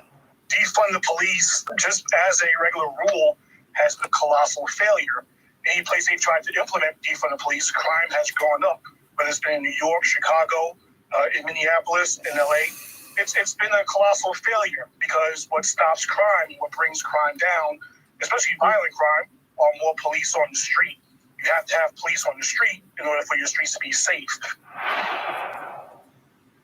Now, things have also been heating up on the border. 2 million migrants have been arrested illegally crossing the border. That's the highest rate in 20 years. Now, many thought that Joe Biden's election on a promise of softer immigration policies was a signal that opened up the floodgates. But in reality, Biden did not end up changing many of Trump's immigration policies. Asylum seekers still have to wait in Mexico, and the detention facilities along the U.S.-Mexico border are still just as ugly. How many children have been in the Biden cages in calendar year 2021? Senator, I respectfully disagree with your use of the term cages. Oh, by the way, here's a photograph of the Biden cages. That, Senator, that is precisely why I articulated. Children sleeping on floors, crashed in upon each other. When I took this photograph, the COVID rate of COVID positivity was over 10%. All of this while prices are rising. Inflation is the name of the game. The USA is facing the highest rate of inflation in 40 years, with more than half of Americans saying that they think the Biden administration is only making things worse. It's been a terrible year for inflation. It's up around 8% or higher. This is the levels that we haven't seen since back in the Jimmy Carter years in the 70s. When the government just prints money out of thin air and spends it on things and gives it to people, it causes the value of your money to go down. That's what's happening in America.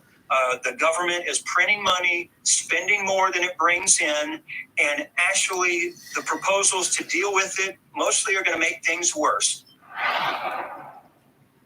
The USA leaving Afghanistan after 20 years of military presence forced Washington to answer some questions about whether hundreds of billions of taxpayers' dollars were basically left to waste, not forgetting the countless lives lost on both the American and Afghan side.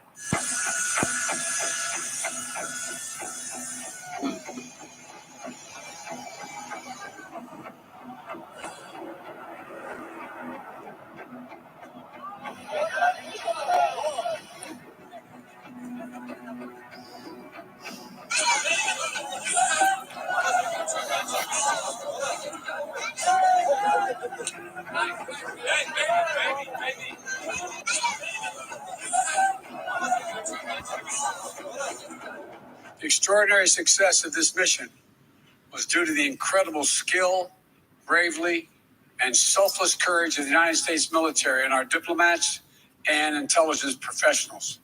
It was designed to save American lives. This left the majority of Americans blaming Joe Biden for the Afghan pullout, with politicians from all across the political spectrum joining the chorus. The most illegal migrant crossings in 20 years, the highest crime rates in 30 years, and a 40-year high in inflation, as well as the end of a 2-decade military operation.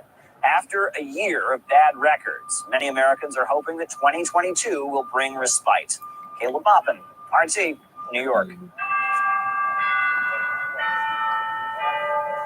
Well, speaking of Afghanistan, it's on the brink of a humanitarian catastrophe. Millions of people are facing starvation. Cold weather is battering the population. The country's economy is on its knees, shrunk by nearly half in the months since the US withdrawal. The hasty American exit saw tragic scenes unfold.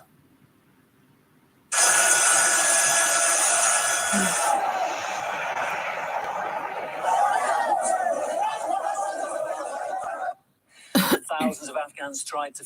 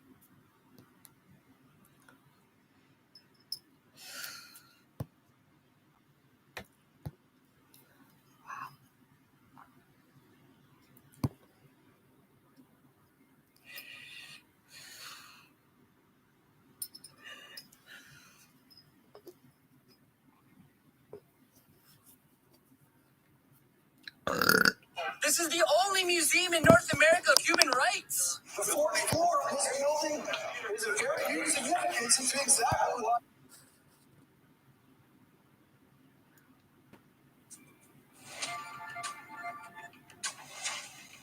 Good evening, I'm Ian Hannamansing. Tonight, new year, same fears and frustrations for teachers and students.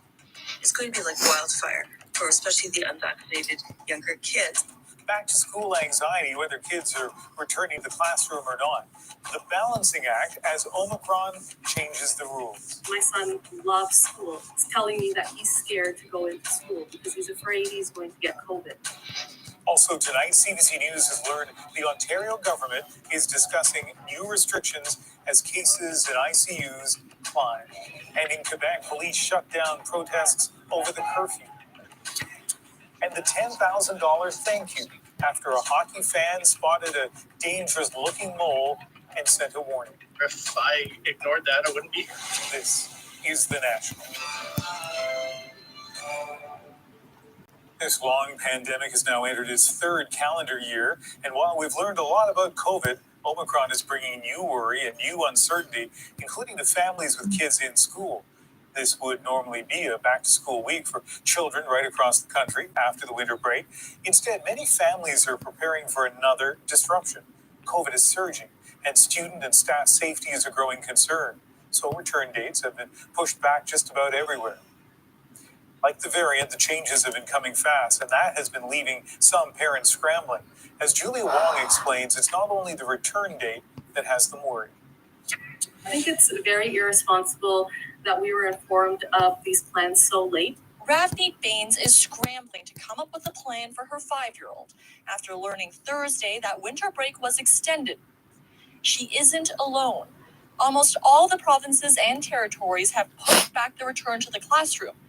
Many saying they're using the time to get masks, rapid tests, or air filtration systems to schools. Kids do participate in community transmission, and really we're trying to pull out all the stops right now to slow things down. In Saskatchewan, though, no changes. Kids there head back as planned this week. Not everyone thinks they should. We want to delay the start of school in January enough that school boards can come up with strategies for keeping our children and our staff safe. That's all we're asking for, and it's all falling on deaf ears. It's very frustrating right now. Also frustrating for some, as cases hit record levels, many provinces are no longer reporting school infection numbers. Ontario, among the latest, now only reporting school closures. It's going to be like wildfire for especially the unvaccinated younger kids. But if we don't have the numbers, then we can ignore that wildfire, right? Not knowing, especially worrying for many parents of those young kids. I almost feel like I'm sending a lamb into slaughter. I think it's a shame if we cannot collect that data, but I can understand that perhaps at this point, there just isn't enough manpower to be able to do all of the types of contact tracing that we would like. But even harder for Baines, watching her son cope with learning during a pandemic. My son loves school. He's telling me that he's scared to go into school because he's afraid he's going to get COVID. A sentiment no parent wants to hear as the roller coaster for students continues. Julia Wong, CBC News, Edmonton.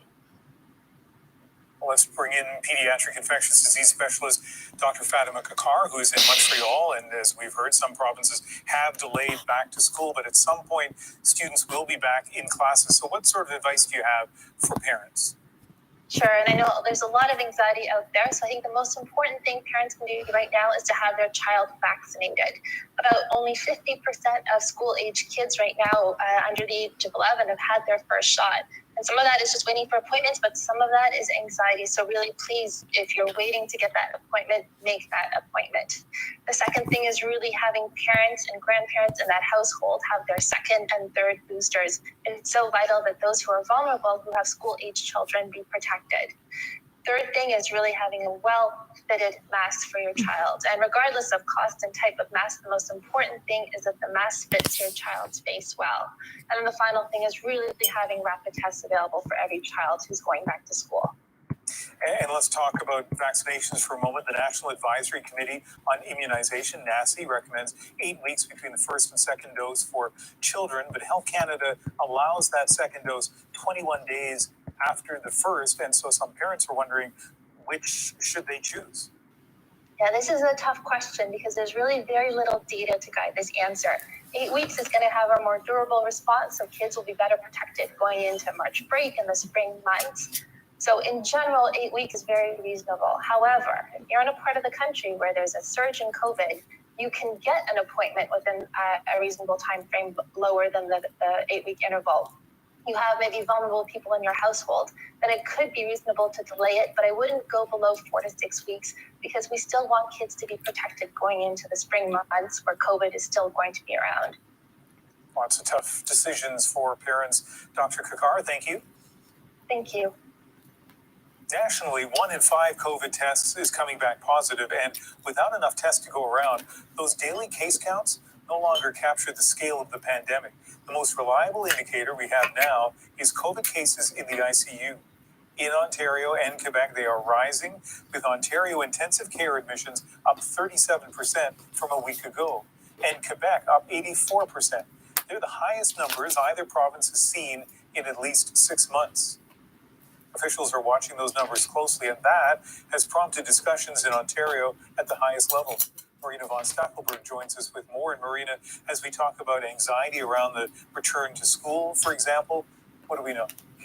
The Ontario Cabinet met today. CBC News has learned to discuss bringing in potentially stricter measures. They're looking at gyms, they're looking at restaurants, in-person dining, and they're also looking at retail. Now, sources tell CBC News that the Ontario Cabinet also discussed when students should return to class, but could not say whether a decision on that has been made.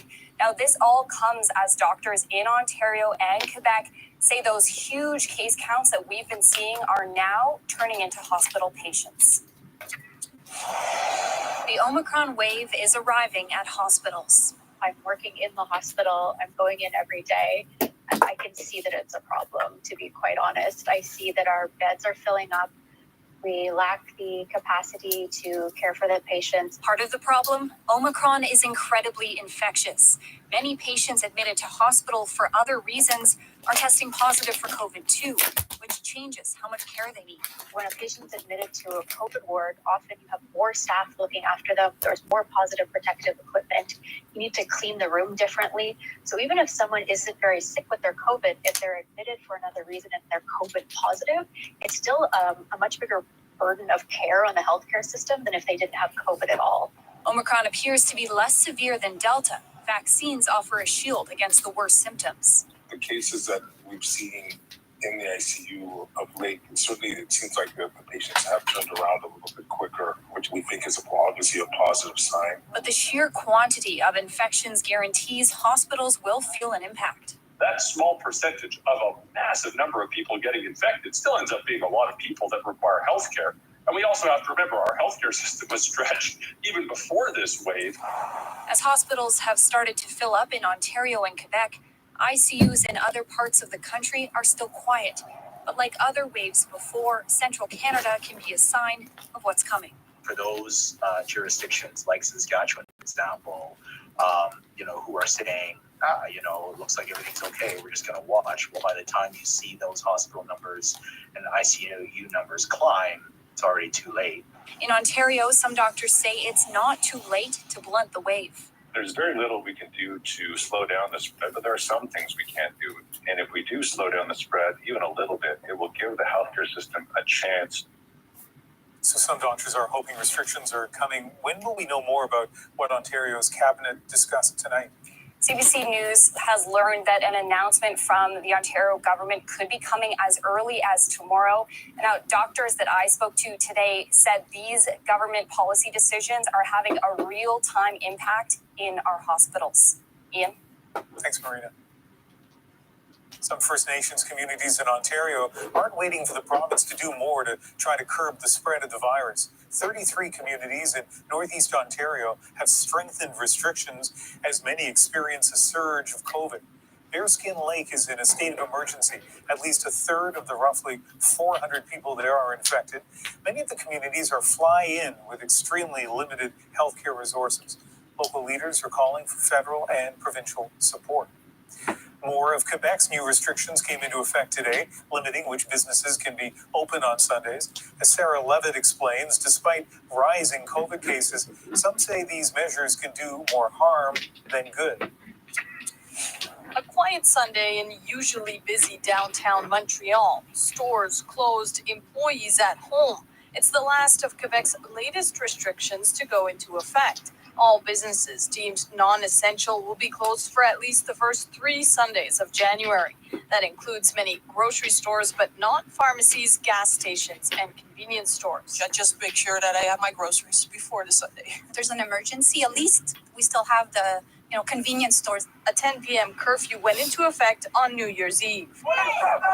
Last night, a crowd gathered downtown in defiance. They were outnumbered by Montreal police, and before the march even began, it was over.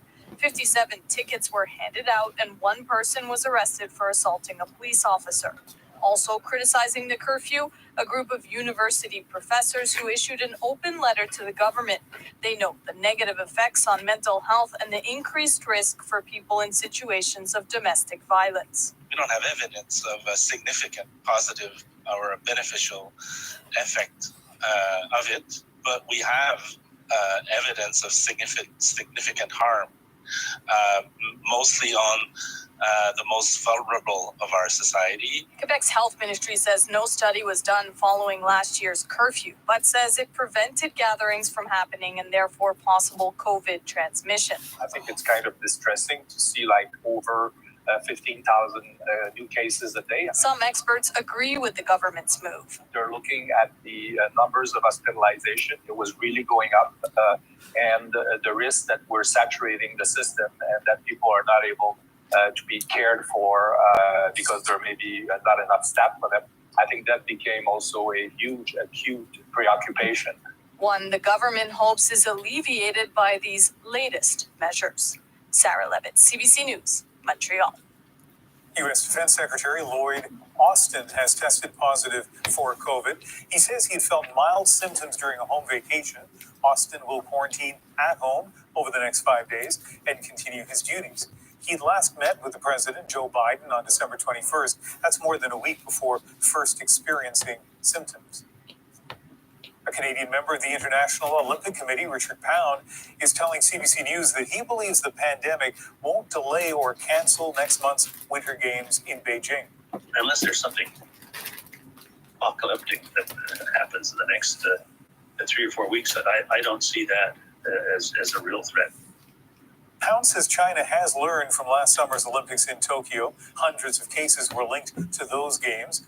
On Friday, Canadian Olympic Committee CEO David Shoemaker told CBC Sports he was worried but confident the games would go ahead as planned. It's been an unusually snowy start to the winter for parts of BC, and another storm has swept up the coast, causing damage, disruption, and possibly 2 deaths. They were located in the same bedroom. Extremely tragic. It's affected the community already. A man and woman in West Vancouver were found dead after a tree collapsed on their home. It also damaged power and gas lines, slowing the investigation. High winds led to the cancellation of dozens of ferry crossings between the Lower Mainland and Vancouver Island. The island itself has been battered by snow. At least 3 skiers got lost in the middle of the storm. Search and rescue eventually able to get to some of them despite concern over potential avalanche conditions. And sudden snowfalls complicating the search efforts in Colorado. Crews are looking for 2 people missing and feared dead following a rare December wildfire. As Katie Nicholson shows us, experts say this fire may be a sign of things to come.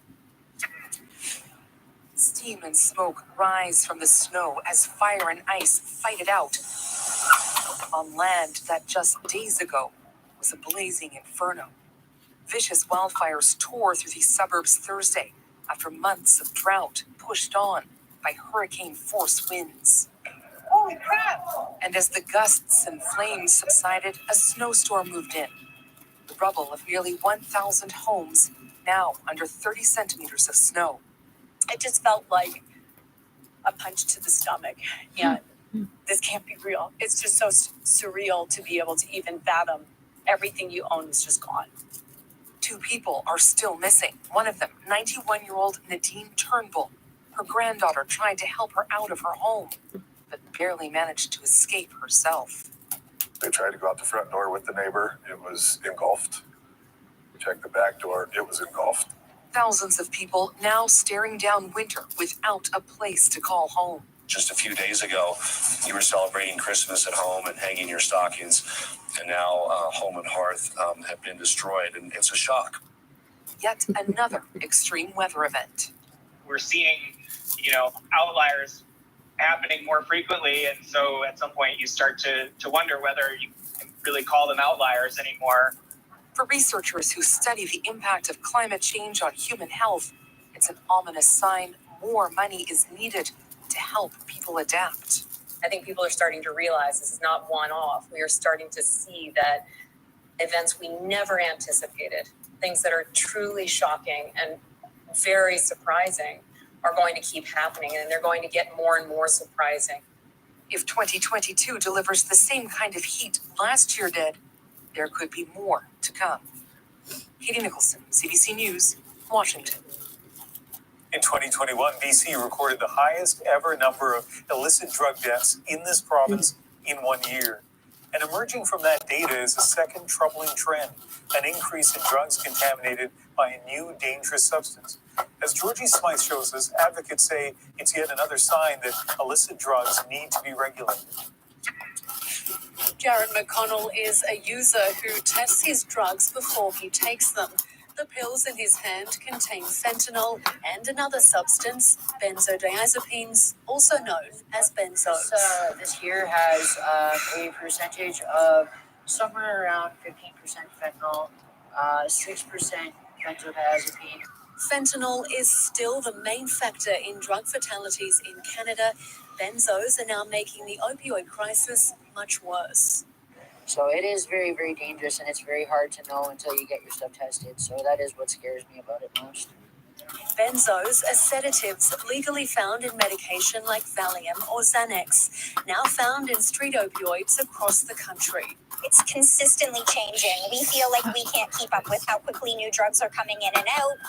Overdosing on opioids laced with benzos is riskier because naloxone, an immediate reversal drug, does not work on benzos. Survival is a waiting game, and it can take an entire day for a person to regain consciousness. Benzos actually add another level to that because they're not really coming back traditionally how they used to. So you're kind of wondering if they're actually coming back. Most users do not intend to take benzos. Despite that, more users are encountering them. I just lost all control of my body. Even longtime users are having difficulty tolerating their strength. Your mind is racing, and your body's doing things that you can't control. It's very, very scary, and I thought I might die. Yeah. This rapid rise in benzos may be a new problem, but harm reduction experts say the answer remains the same.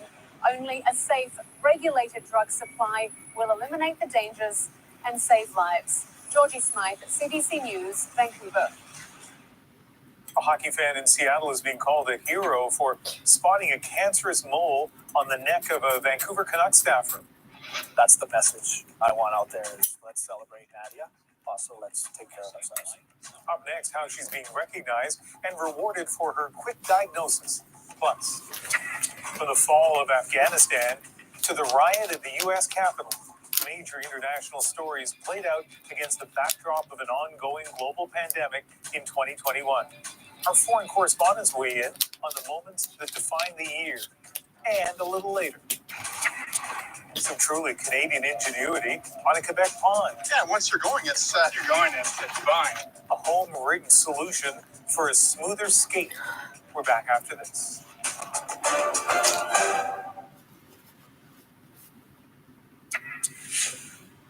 Archbishop Desmond Tutu's remains were laid to rest today at the high altar of Cape Town's St. George's Cathedral. where he once preached against apartheid rule. It was a private family service. It's turned out to a story about a simple act that may well have saved a life. It involves that hockey fan with a keen eye and the Vancouver Canucks staffer who got her message. Chris O'Neill Yates explains. In October, Nadia Popovich had a great seat at the Seattle Kraken game against the Vancouver Canucks. But it wasn't anything on the ice that caught her attention. He reached over and the back of the lapel of his jacket kind of came down. And I caught sight of his mole right in front of me. It was a mole on the neck of Brian Red Hamilton, an equipment manager with the Canucks. Popovich had worked in a cancer clinic. She took a chance, wrote a note on her iPhone, and held it up for Hamilton to read through the glass. She said that the mole could be cancerous and that he should get a doctor to check it out. I ignored it, to be honest. Like, my first initial reaction was like, okay. I didn't know I had a mole on my neck. I didn't know it even existed. Hamilton had the team's doctor look at it.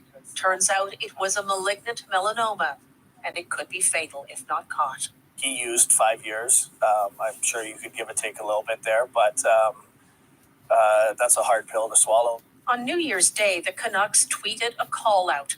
We are looking for this incredible person, so I can express my sincerest gratitude. And then the hockey community did what the hockey community does. Word spread quickly. And woke up to my mom's call, and all I hear is, Nadia, you have no idea what's going on right now. Hello. Hi, it's so nice to meet you. Are you okay? Before yesterday's game, the two met face to face. My mom wants you to know she loves you, and my sister. We partnered with the Canucks to find a Kraken fan who was at our home opener. Then during the game, a surprise. Both teams thanked Popovich and awarded her $10,000 toward medical school.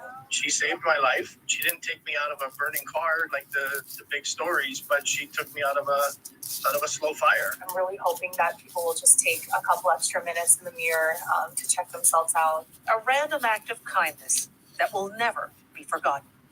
Chris O'Neill Yates, CBC News, Vancouver. Nice way to start the year. 2021 saw big world events with the power to alter the course of history. Up next, from the fight against climate change to the storming of the U.S. Capitol, our foreign correspondents weigh in on the stories that shaped a year. Plus, a superstar from one of hockey's greatest ever teams, Mark Messier talks about leadership on and off the ice.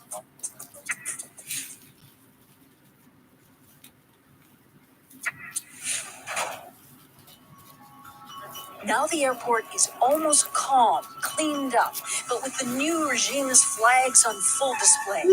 Afghans are trying to find the heart in Kabul. That was CBC senior correspondent Susan Ormiston in October, reporting from Kabul after the Taliban took control. Talib commanders are now politicians, awkwardly. Saif Rahman Saif fought in the war, was arrested by the U.S. and spent 3 years in Bagram, the notorious U.S. prison near Kabul. Our foreign correspondent showed us some of the pivotal moments of 2021, from tracking the pandemic to that stunning clash on Capitol Hill, and a conference where the very future of our planet was at stake. And joining us now, two of those correspondents. Susan Ormiston is in Washington and Chris Brown in London. Welcome to both of you. Hi, Ian. Hi, Ian. So many big stories that you both covered. And Susan, I know you want to start by talking about being back in Kabul. It's a story that you've covered a lot over the years, but what was different this time around? Oh gosh, everything. I mean, going into Afghanistan in September, Ian, was like kind of the negative image of the picture that was. I mean, we spent 2 decades, Canadians and allies, trying to prevent exactly what happened, the Taliban back in the presidential palace. In Kandahar, where, you know, our troops rumbled down dangerous roads, the Taliban back in control. I mean, I saw them sitting behind desks at the district center in Panjwai, the place, like a town hall that Canada built. They were behind desks at the police station. It was quite surreal. And what struck me was really still the desperation of so many Afghans begging still to get out in September and October. You know, young women had been in exams in universities. Suddenly they were kicked out of university classes. They're still not back. High schoolers told to stay home. The foreign money that's been pulled out of that country has left those with well-paying jobs with nothing, no income. Health clinics supported by international subsidies are collapsing. We still don't know whether this country can survive. What we do know is that millions of people are going to suffer this winter in. And Chris, like Susan, you've covered so many stories in the last year, but let's start with you on the stories as you covered the protests against the detention of the Russian opposition leader, Alexei Navalny. Alexei Navalny was perhaps the only opposition person in Russia who said he wanted to take on, defeat Vladimir Putin personally. His supporters took to the streets. And it was at one of those events, I recall quite vividly, we were out and there were perhaps thousands of people in this crowd, and they were all marching to the jail where Navalny was to kind of, make a large protest. And off in the background, of course, we could see lots and lots of Russian security services, but they were far enough away, so we felt it was fine to kind of, do a little bit of a show and tell what was going on. We were recording it. And on the second take, I got this distinct impression as we were doing it, like that something wasn't right. And out of the corner of my eye, I could see this phalanx of men in helmets with batons, almost charging at us. And the thoughts are going through your head as you're still trying to talk. Where it's like, well, they wouldn't dare beat us up. We're Western journalists. We're not doing anything wrong. But maybe they would. And so in the middle of that, we suddenly felt extremely unsafe and just bailed off, almost ran away with the camera rolling. Chris Brown, CBC News, Moscow. And at that moment, nothing happened to us at that particular time, but I can tell you that night and in the days afterwards, hundreds of people were brutally beat up, their families intimidated, in some cases even pulled from their homes. And as we know, in the months that followed, Navalny's entire organization was declared extremist and shut down. And so many of the people that I interviewed in the years that I was in Russia are now gone, forced to flee the country. Yeah, and you think about how experienced both of you are, Chris, and you kind of know where that line is that shouldn't be crossed when it comes to beating up journalists, as you point out. And clearly, you had the sense that the line would be crossed there.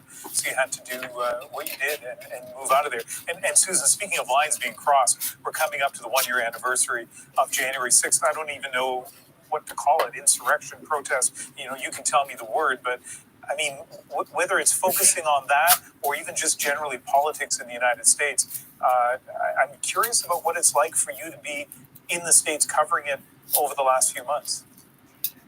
Well, so much has shifted with Biden coming into power and Trump retreating, although he hasn't really retreated, Ian, because on January 6, 2022, in a couple of days, he's going to hold a news conference from Florida. So, never missing an opportunity to stir the pot. And you're going to see a lot of rear view mirror analysis this week about that big event last January 6th. I mean, there's huge investigations going on still. I don't know that Canadians realize them. By the FBI and Department of Justice, over 700 people, 700 have been arrested in the U.S.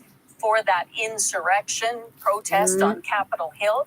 But, Ian, people who've studied January 6th and that momentous event in the Capitol here in Washington, some of the most startling conclusions suggest that this wasn't a mob of extremists, right-wing fanatics. These were primarily people with jobs, businesses, professions from nearly all 50 states, some won by Trump, some won by Biden, a wide swath of Americans. And they identify with Stop the Steal, and they believe that Trump's second term was stolen, and guess what? They still do.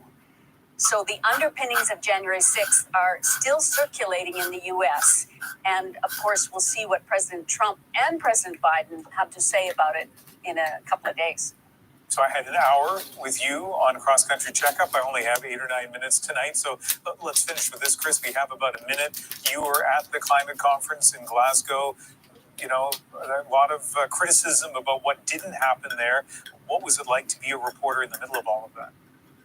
I think this politically was a big year for the climate. There was a very high level of engagement globally. It was fueled by crazy headlines like the highest ever temperature in the Arctic of 38 degrees, heat domes, as Canadians well know, in the western part of the country. For me, what stood out about the Glasgow Climate Conference was, there was a lot of debate, a lot of discussion, but there was actually an immense amount of goodwill. I was not at the end very pessimistic or cynical about it.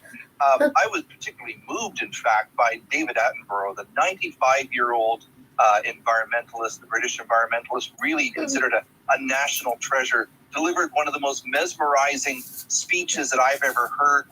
The people alive now are the generation to come. We'll look at this conference and consider one thing.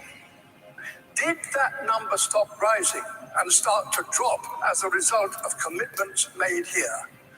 There's every reason to believe that the answer can be yes.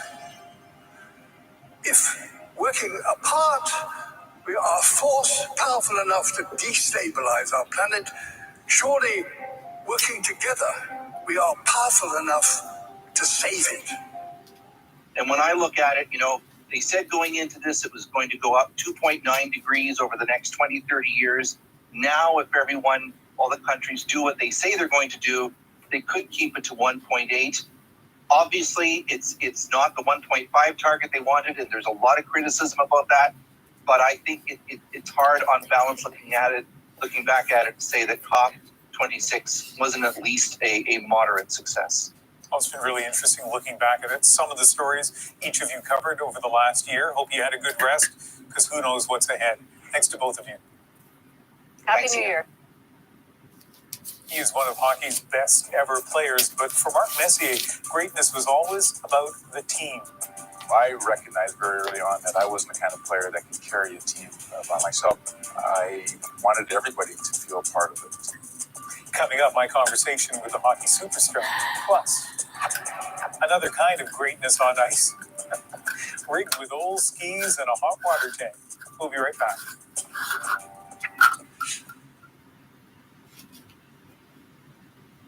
I'm Jamie Poisson. Tomorrow on CBC's Daily News podcast, Front Burner, Canadians have piled on personal debt through many decades of economic shocks. Why one economist thinks it's time to cancel our debts. Subscribe wherever you get your podcasts. O'Reilly with an opportunity. They score! The Blues strike first here at Target Field in Minneapolis. With temperatures around minus 20 Celsius, Saturday's Winter Classic was the coldest game in NHL history. A sellout crowd of more than 38,000 bundled up for this edition. These outdoor spectacles are meant to honor hockey's roots, turning a frozen pond into fun. St. Louis beat the Minnesota Wild 6-4. And from the Winter Classic to a classic team, the Edmonton Oilers of the 1980s are widely regarded as one of the greatest group of players ever assembled. This fall, one of its superstars, Mark Messier, released a memoir giving us an ice view level of what it was all like. I sat down with him to talk about leadership and lessons that resonate beyond the rink. By any measure, Mark Messier is one of the greatest hockey players ever.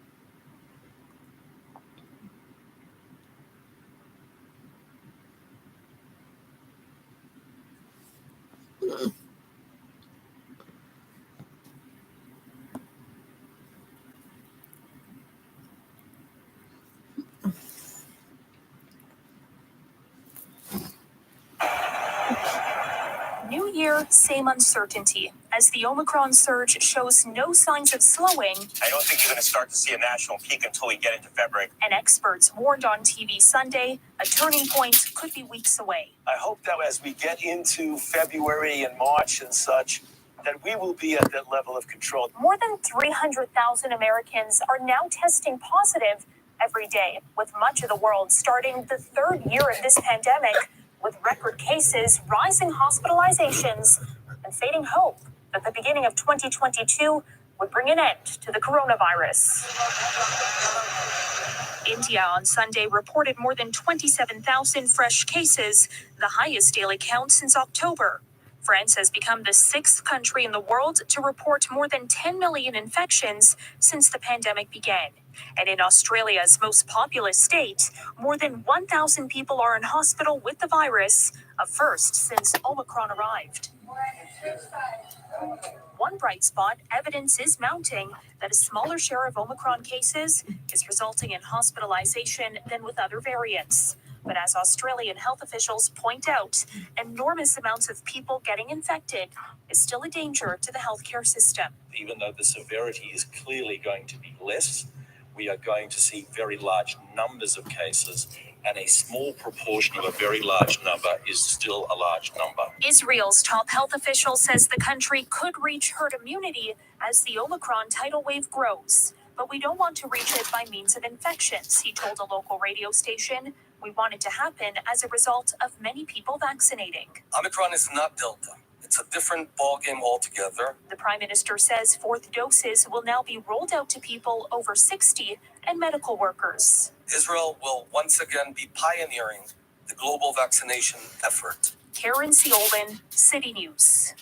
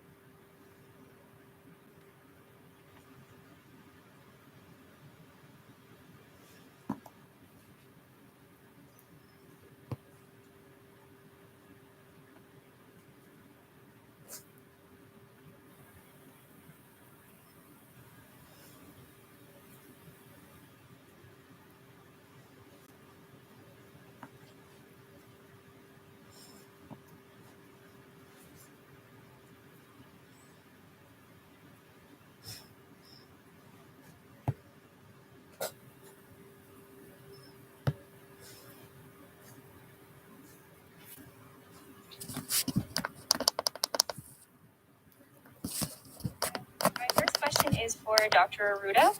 I'm wondering if you're concerned at all about not having a full portrait of COVID cases in Quebec if we're not testing those who've come into contact with cases. In fact, we always know that we cannot have the portrait of every cases for different reasons. I could tell you that we got more than 50,000 tests done in Quebec. So I think we've got a good idea of the trends. And any system cannot detect all the cases, but comparing what is due, I think we are in a good position in Quebec to say that we detect cases. And I'm sure that in other provinces, and it's okay, they don't have necessarily the same capacity and they are detecting lower cases. But what is important is the tendency. So I think we are well set actually for that. And with rapid tests, we will change our strategy too. There's going to be some tests that are going to be positive that will not be informed too. There is going to be some who will try to get the information to make sure that we see what is going on. But I think what is going on actually, we've got a good capacity to really follow and have a good portrait of what is going on.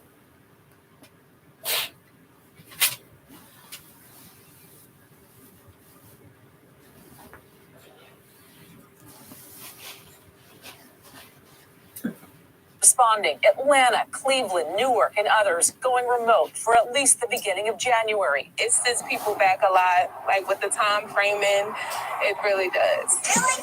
In other cities, districts are hoping to ramp up testing instead of going remote. Thank you. Delaying classes till Wednesday in D.C., and in Massachusetts, the National Guard handing out tests to families ahead of their return. But parents worry with the testing backlog, the results will not come in time. In Chicago, video of a testing drop box for students and staff overflowing, now sparking concern. And while the Biden administration has vowed to help, increasing the supply of at-home tests, it won't come in time for many. Even colleges and universities delaying their return, with at least 70 schools going remote as the semester starts. I still believe very firmly and very passionately, not only as an educator, but as a parent, that our students belong in the classroom and we can do it safely. We have better tools than we had in the past to get it done. We know what works. And mental health experts agree this pandemic has taken a toll on children, and they belong in the classroom with safety measures in place. There's the psychological and social pieces of providing comfort, routine, structure, mental health treatments, peer-to-peer support. And all of this is getting lost as a result of remote learning and the isolation that it brings. A tough time for parents and administrators.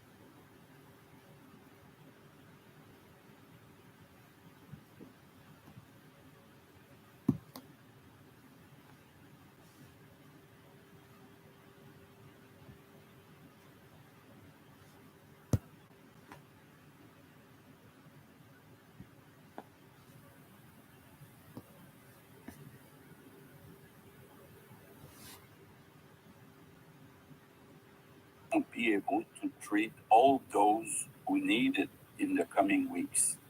I know we're all tired, but it's my responsibility to protect ourselves from this. This is why I'm announcing new restrictions starting tomorrow. Restaurants will have to close except for deliveries and takeout. Private gatherings in homes will now be prohibited except for caregivers and for people living alone. I'm also announcing a curfew from 10 p.m. to 5 a.m. starting tomorrow night. Unfortunately, all indoor sports will have to stop. Places of worship will have to close except for funerals limited to 25 people, and teleworking remains mandatory. School, CEGEP, and universities will remain closed until January the 17th. Regular daycare will remain open and school daycare services will remain open, but only for essential workers. I also have a message for the people who work in our health system. More than ever, Quebec needs you to provide health care to those who need it. We ask everyone who can to come and help your colleagues. We also have a shortage of employees in stores, including essential ones. This is why we've also decided to close stores for the next 3 Sundays. This will help shops that are short of employees. I also ask everyone to get their third dose of vaccine as soon as possible. That makes all the difference. I know that the restrictions are difficult, and I know there's a lot of anxiety. If you're not feeling well, it's important to ask for help. We have to take care of each other, but I still want to wish all Quebecers health and happier news for 2022. Thank you.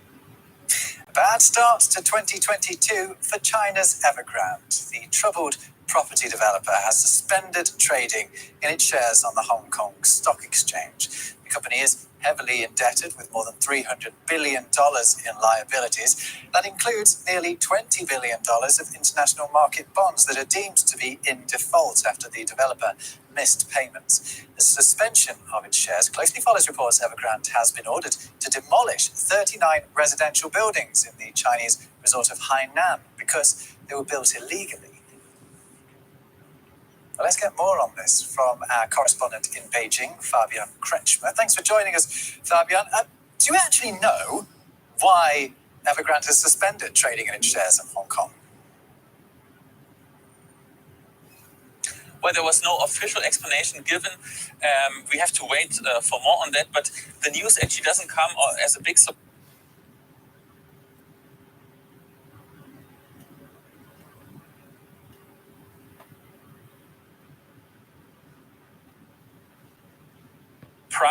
At least not if you follow the recent developments of Evergrande. Just this Tuesday, the company is supposed to have missed a payment deadline of $250 million. And even before, two international rating agencies, they've downgraded Evergrande to restricted default. That's basically one stop short of bankruptcy. And in the last year, in 2021, the share prices of Evergrande in Hong Kong, they fell by roughly 90%. So in other words, of course, Evergrande has a lot of difficulties and is really very short of going bankrupt. And I mentioned about the problems it's having at one of its developments in Hainan, having to demolish, 39 buildings. What can you tell us about that? Yeah, the information is based on Chinese language media reports, which I cannot independently verify. But it says that, the planning permit for this real estate project was obtained illegally. Therefore, also the construction of the apartment blocks was illegal, and now it has to be demolished in a really very short time span, namely a deadline of 10 days. If you look at photos that you can find online of this area, it's really a huge area, 44,000 square meters construction area on an artificial island just off the coast of Hainan, and it looks very fancy. So I could imagine that this project was very valuable, and now to demolish it is very painful for Evergrande given its recent state. Yeah, a pretty dreadful start to 2022 all in all for Evergrande. Is there concern about what impact this giant of the property market in China is going to have on the broader Chinese economy this year? Yeah, there's huge concern. I mean, not so much internationally, but on the domestic economy for sure. Just yesterday, the Central Bank of China released a survey which said that 50%, actually more than 50% of Chinese think that housing prices will remain the same in the first quarter of 2022, and 50% think that the housing prices will decline. Given the context here in China, this is really remarkable because there was always the illusion that housing prices will always increase no matter what, and 3/4 of the private wealth of the people is invested into the housing market. And now things are changing, and there are estimates also by a Harvard professor that the housing market basically contributes to 29% of the GDP of the country. So, of course, if Evergrande should potentially collapse, then this would have huge effects on the domestic economy. Sure. Fabian Kretschmer in Beijing for us. Thanks for the update.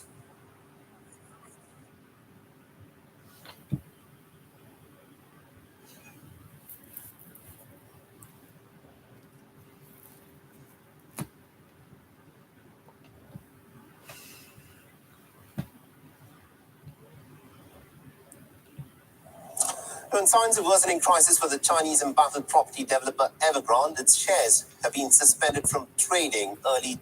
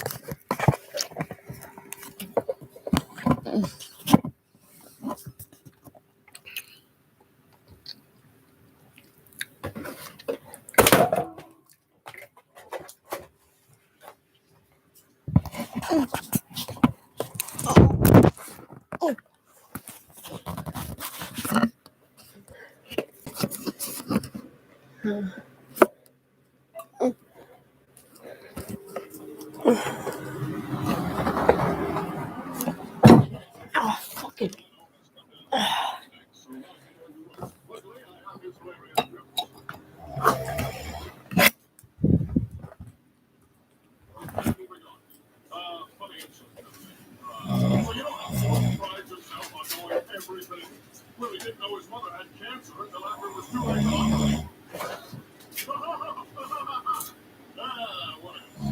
We all know Boyd's wife is a hostage in police, right? Well, that hasn't stopped him with the ladies, especially the big ones. Oh, yeah, he's an Asian chubby chaser. Oh, it's so horny. So horny. If Francine had been here, she could have started a wave of laughter. Laughter is infectious, like smallpox or gay. He wants to be equal partners? Well, I say no way. I don't want a partner. I want a wife. Someone who's happy taking care of my life. Where's my Edith Bunker or a Patrick Stone? I would never let Archie go to a party alone.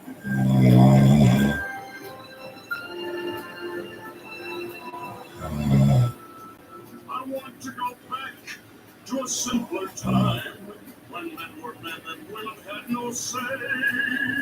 Content to love, honor, and obey. I want to be greeted with a massage and a martini, the way Master was by his king. I don't mind this independence and doing your own thing. I want a woman to make me feel like a king. This ship is sinking and I'm swimming for my life. I don't want a partner. Damn it. I want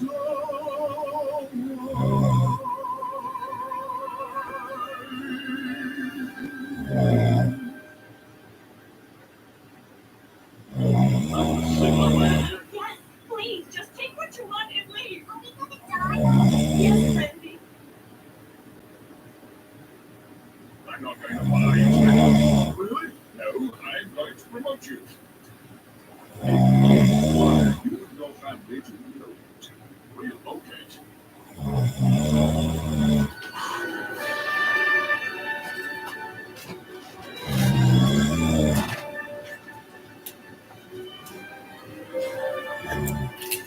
Wait a minute. This isn't a promotion.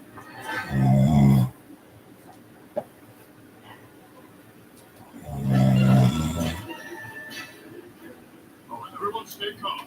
Maybe in Saudi Arabia, that doesn't mean we have to panic or blame your mother. Stay close. windows so we don't leave ourselves open to an ambush. These people are extreme. That's not ignorance, that's fact. Read the career about. That's how they enter your body the way they're raised.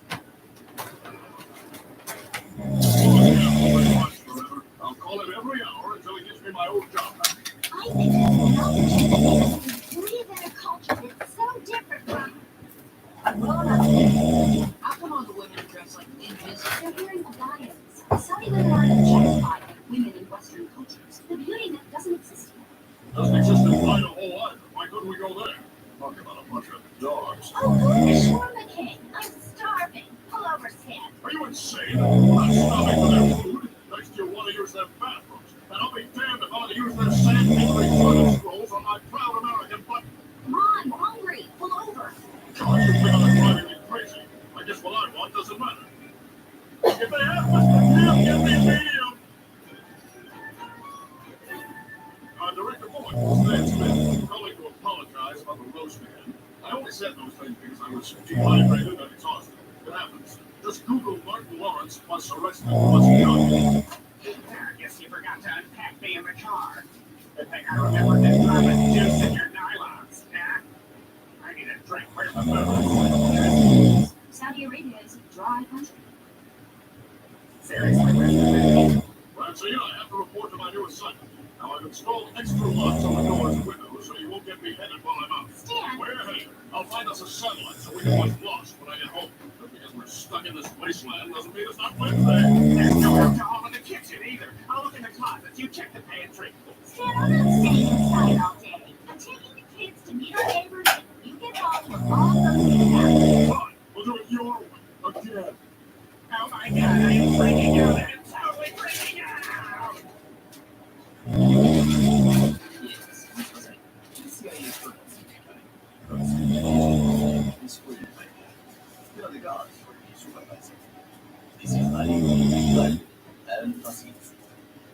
Are you okay? I'm fine. I quit. I can't think could kill me.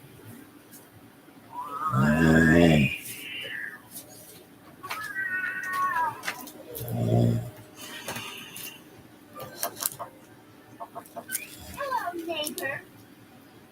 Bush Creek, my neighbor. He's educated, great traveler. He sounds great. And this is my son, Risha. Honey, maybe you and Rashawn would like to go try. Mom, would like to get anymore. My childhood died on July 18, 2003. Today, Kobe Bean Bryant charged with sexual assault. Why was he even in Colorado in the first place? Black man don't go to Colorado. Do you want to play guns? I stopped playing guns when. Holy crap! Where'd you get all this? In the bazaar. You can buy anything there. You might get bootleg DVDs like the Sure, they have everything. You want to see a video like that? I got it right there. My husband never put the dynasty down. And the big toenail clippings in the seat. Just as bad. I guess no matter where you go in the world, marriage is always the same. Oh, look, husband. How's your day? Would you like a snack? Let me throw you a back. Oh.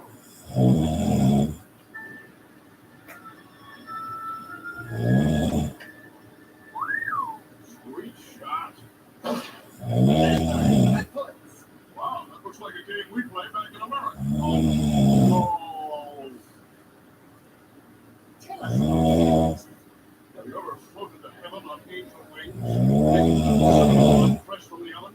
Lick hot chocolate from Santa's beard? That's what America's like. Not like here. Sand and the heat. Good Lord, how do you stand the sand and the heat? That is why we wear boots. It keeps us cool in our temperature. Right? I thought it was because your God doesn't believe in pants. What a funny guy. Thanks. No one wants to live. I don't understand. If you live in Vegas, That's a long story. I asked my wife to help me plan this party for my boss, and she said no. So, what do you mean? I said it. She said no. She didn't even close me. No, she had this play, and hello.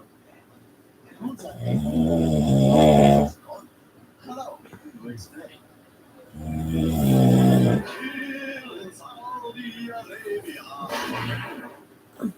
Singing. She's a rock.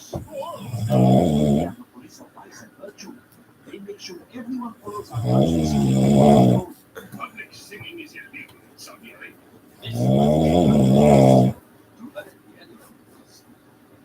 Wow, it's like 1,000 times a million. Excellent. When did you hear the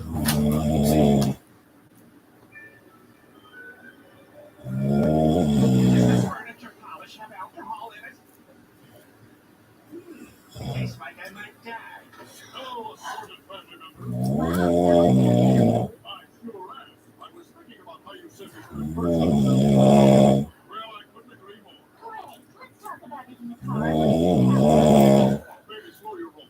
I learned something interesting today. You know, and do you know women can't leave the home unless accompanied by a man? Right, and Steve was with me. There's no baby's considered a man. You sure are. Also, there's no cursing, dancing, singing, no bars, no movie theaters. Oh, and women can't drive or ride bicycles. Here's the principle. The man has final say on everything. So no way say we're not going to see the palace. We're going to do whatever I want, and there's nothing you can do about it.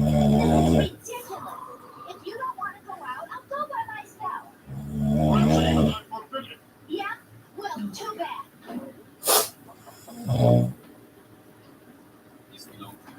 Thanks, just Morning,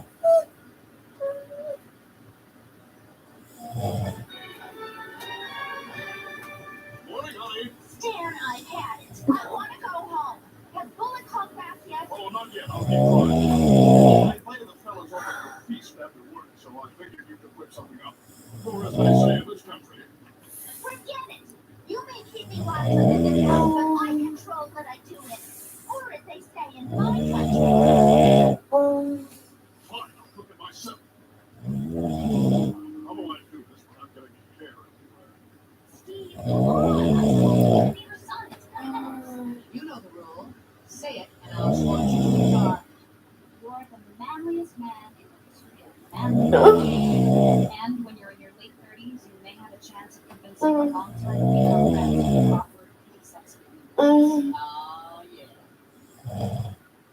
Thanks for bringing me with. There's booze here somewhere. I just know it. Oh, good cow. Oh, there he is. Okay.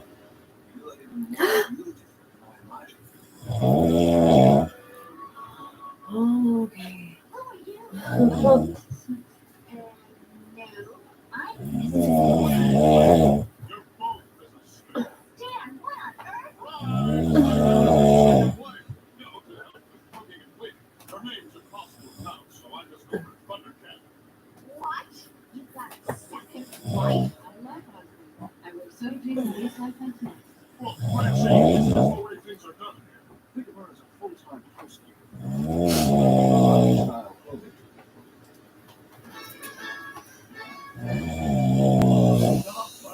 Don't you? Actually, I was thinking more falafel. The greatest culture in the world. Especially in 1995, they ranked us the #2 party behind State. But we partied so much harder. Whatever happened to consecration? Yes.